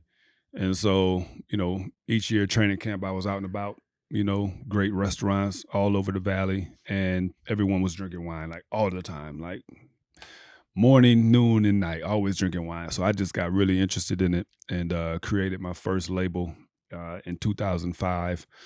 And then around 2017, 18, Intercept was born. So first I was coming out of Napa Valley. Now it's in Paso Robles. And then I kind of always wanted a spirit to be a part of, just my experience. And so a few years back, met a partner of mine now, and we started sourcing whiskey out of Kentucky. And that's where Woodson whiskey was born. So, man, if I don't go to the Raiders, I'm probably not into wine and probably not into whiskey. So it's one of those things where there was an opportunity. I don't know why I saw it, but I saw it, and then bam, here we go. Will meant to ask, can he try your whiskey? Yeah. Oh man, he could. Can he? We got any? You got any cups? We got something around here. You got to. You got to have some. You got to Can you have talk some. about your relationship with Mark Davis? Yeah, great relationship with Mark, man. Are you Raiders over Michigan? I'm a Raider fan, man. I'm not Raiders over. I can't do Raiders over Michigan. But Right. I mean, you're like one of the. So you're obviously an ambassador, but yeah, you're always in the mix with the silver and black. Always in the mix, man. And it's just all about a respect thing. Mark respected the way that I played the game. I think he appreciated when I came back the second time around, and he had taken over, and just playing on some teams that we didn't have a lot, but just watching myself go out there every week, sometimes banged up, fingers messed up, ribs and all that. He was like, man, you showed the guys what it was like, to be a Raider. So, yeah. That's I think awesome. that was it, yeah. Raiders do a fantastic job. I mean, I only played a total of like maybe 10, 12 games for the Bulls. I do have a brick. There's no you got a brick. But to going off that, I feel like the Raiders do such a fantastic job of like taking care bringing of their back the alumni. guys. Once a Raider, always a Raider. You hear it. You hear it. Damn. Yeah. I would have loved Damn. that for the Raiders. You would have been a great Raider, man. Yeah. I Yeah. think that was controversial. There were some chirps. At Yeah, times. man. Absolutely. This is my commemorative bottle. So this is only this is only sold in Nevada. This one right here? Yep, only sold in Nevada. So this is a 2-year straight whiskey coming straight out of Kentucky. Give it something, man. Let's give it a rating. Yeah, man. So, as I pour the glass and I swirl it along, I love the texture holding to the sides of the glass and slowly dripping back down. You can tell it's a really good whiskey. Mm-hmm. As you sip it, I like to put all around the mouth, no pause, Yeah. and take it. Because what I do like to do when I find the whiskey, which is different, is seeing how much it's gonna sting as I As it goes down. Yeah. as I swallow it. Yep. Also, Swallow. no pause. Nope. He's a swallow. I think He's a swallow. Yeah. Oh God. I think the No flavor, it's got a nice sweetness to it. And yeah. The temperature as it goes down my throat, no pause, is not harsh. It's I like not that. something that I'm going to go and take down and be like, oh, that was a little tough. Maybe I should put something in there to Yeah. take away that bite.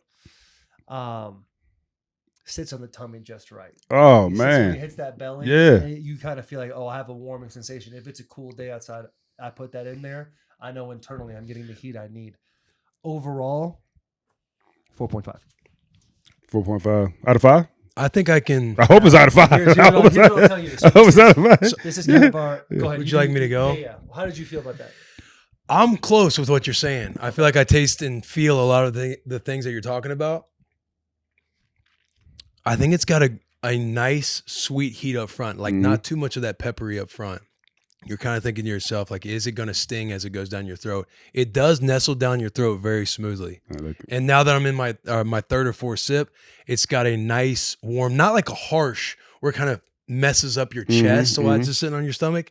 It's very comfortable. Especially on your an empty stomach. I don't know if you've eaten yet. Yeah. I know what you're saying. Yeah. I am hungry. And overall, I would give it a 4.5. Yeah. That's 4%. So we're going to take that as a 9 out of 10. So our dumb shtick is it's not about. It's always going to be 4.5 because nothing's ever perfect. But it's the description in which you hear that you can establish: is that 4.5 out of 5? Is it out of 20? So that's for the viewer to decide what that was out of. I like that. Like even a bad whiskey would still get a 4.5, but you would explain it in a way of like, that's not my Too favorite. strong, I way would harsh, say, my eyes are watering. Yeah. Not a lot of taste in that, but it's a good whiskey. yeah. No, I like that. I like It's a good that. whiskey. And That's a good way to put that, though. You I like that? the whole 4 out of 5 portion of it. You don't know if it's 4.5 out of 100, 50, 20, but it's 4.5. But I love your description, and so I had to come out here to get this. Matter of fact, not too long ago, and the first thing I thought was there's a sweetness in it, but I couldn't put my finger on it, like what sweetness it was. So later on, I'll drink it again. And I'll have some for you. Because it does. Yeah. My first thought is caramel. Like there's a caramel Well, sweetness.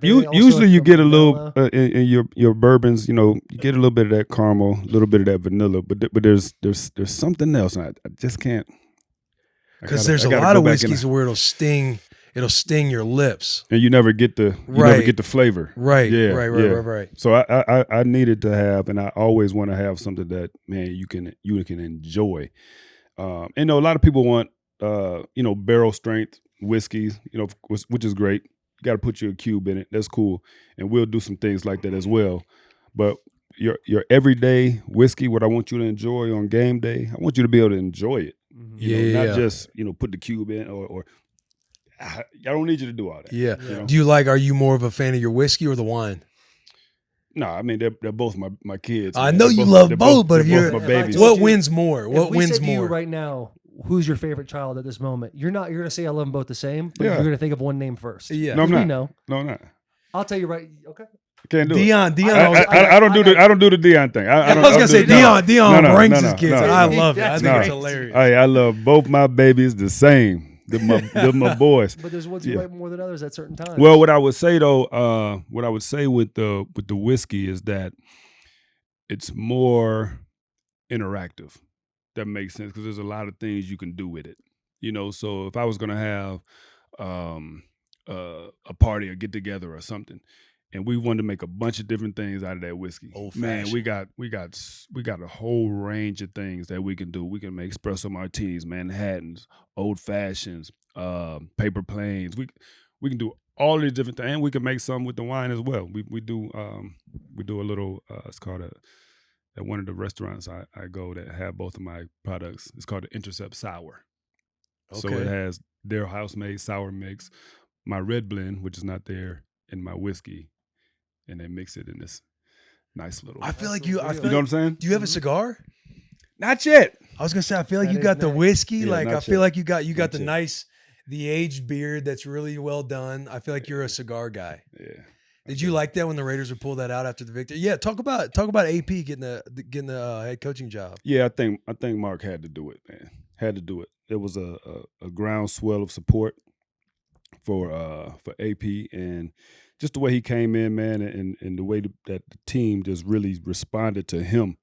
I thought he had to do it, so I'm excited for him. And I was able to go and talk to him before they went and played Indianapolis. And I told the guys, I said, hey, man, I can't wait until I get the chance to come in the locker room and hang out at Club Raider with you guys. And so last game of the season against Denver, I got a chance to get in the Club Raider after the game. Max Crosby running around. Yeah. Hands me the cigar. And that was a moment, man. That was a real moment. And so I love it. I think AP is he's gonna do a great job. I think he's gonna hopefully he's a talent evaluator along with the new GM, man, and they get guys in here that love the game of football and who want to be Raiders. And so if he can accomplish that, we'll be right. We'll be right. Man, we appreciate you coming on. This has man. been incredible, Yeah, man. man. There was one quick story I do want to tell. It was after my rookie year, and I was in town. We were doing a charity event. I believe it was yours and Hutchinson's charity event. Yep. And I went to my old house because obviously a couple guys were there that I used to live at, and I was damn near blackout drunk. Yeah. And I was on some extracurriculars Hey, as well. You come a long way from that baby swimming pool. No question. So I was in the baby swimming pool. A car pulls up, and Charles Woodson walks out. the little pools that you fill up for like 2-year-olds. Yeah. This guy. Sitting in it, and we, you seen the house I lived on. It was like right on that main street called State Street. Yeah, and I would right just on- sit right out on State there, Street. no t-shirt Not far from on, Schembecker. blackout drunk. Not far from Yeah. Schembecker. He pulls up because I was supposed to go to that charity event tonight. I ended up going blackout. It was a terrible experience for everybody else but me. But he pulls up and all my boys are there. And you came up, dapped me up. We talked for a second. I Yeah. got back in that tub after you left. I felt like the fucking man. I was like, he just pulled up just to say what's up and left. But it was Randomly riding down the street.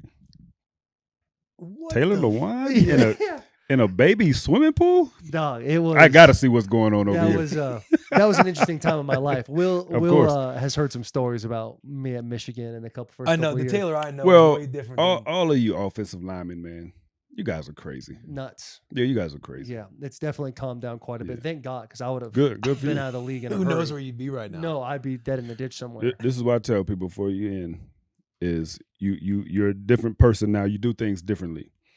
And so we all came into the NFL. You played, how many ever years, and you do a lot of dumb shit. And so what I tell young guys is like, I hope you make it to the other side. You know what I'm saying? Because a lot of people in those first couple of years, they get into some shit, they never recover. But if you can play long enough, man, and kind of just keep yourself somewhat clean and keep yourself fit and ready to play, and you can get to the other side, man, it's so much better. You know what I'm Right. saying? But you don't know unless you get over it. And Right. So I'm happy you made it to the other side. Appreciate that, man. Yeah, it's a cool transition. It would be an incredible regret to not make that transition Yeah. and then be sitting, out of the league and Yep. knowing like, man, what could I have actually done Yep. if I wouldn't have just got out of my own way? Yep. And so it's really cool. But that moment was awesome, man. No doubt. That was a very cool moment. Dude, thanks For for me. coming on. Yeah, This is all Yeah, time. Yep, all no time. doubt. Please subscribe. rate Hey, 5 Dad, stars. Charles Woodson. Charles Woodson. My man. Appreciate you. Yes, sir. Go blue. Go blue. Hey, we got you this too. Little dad hat.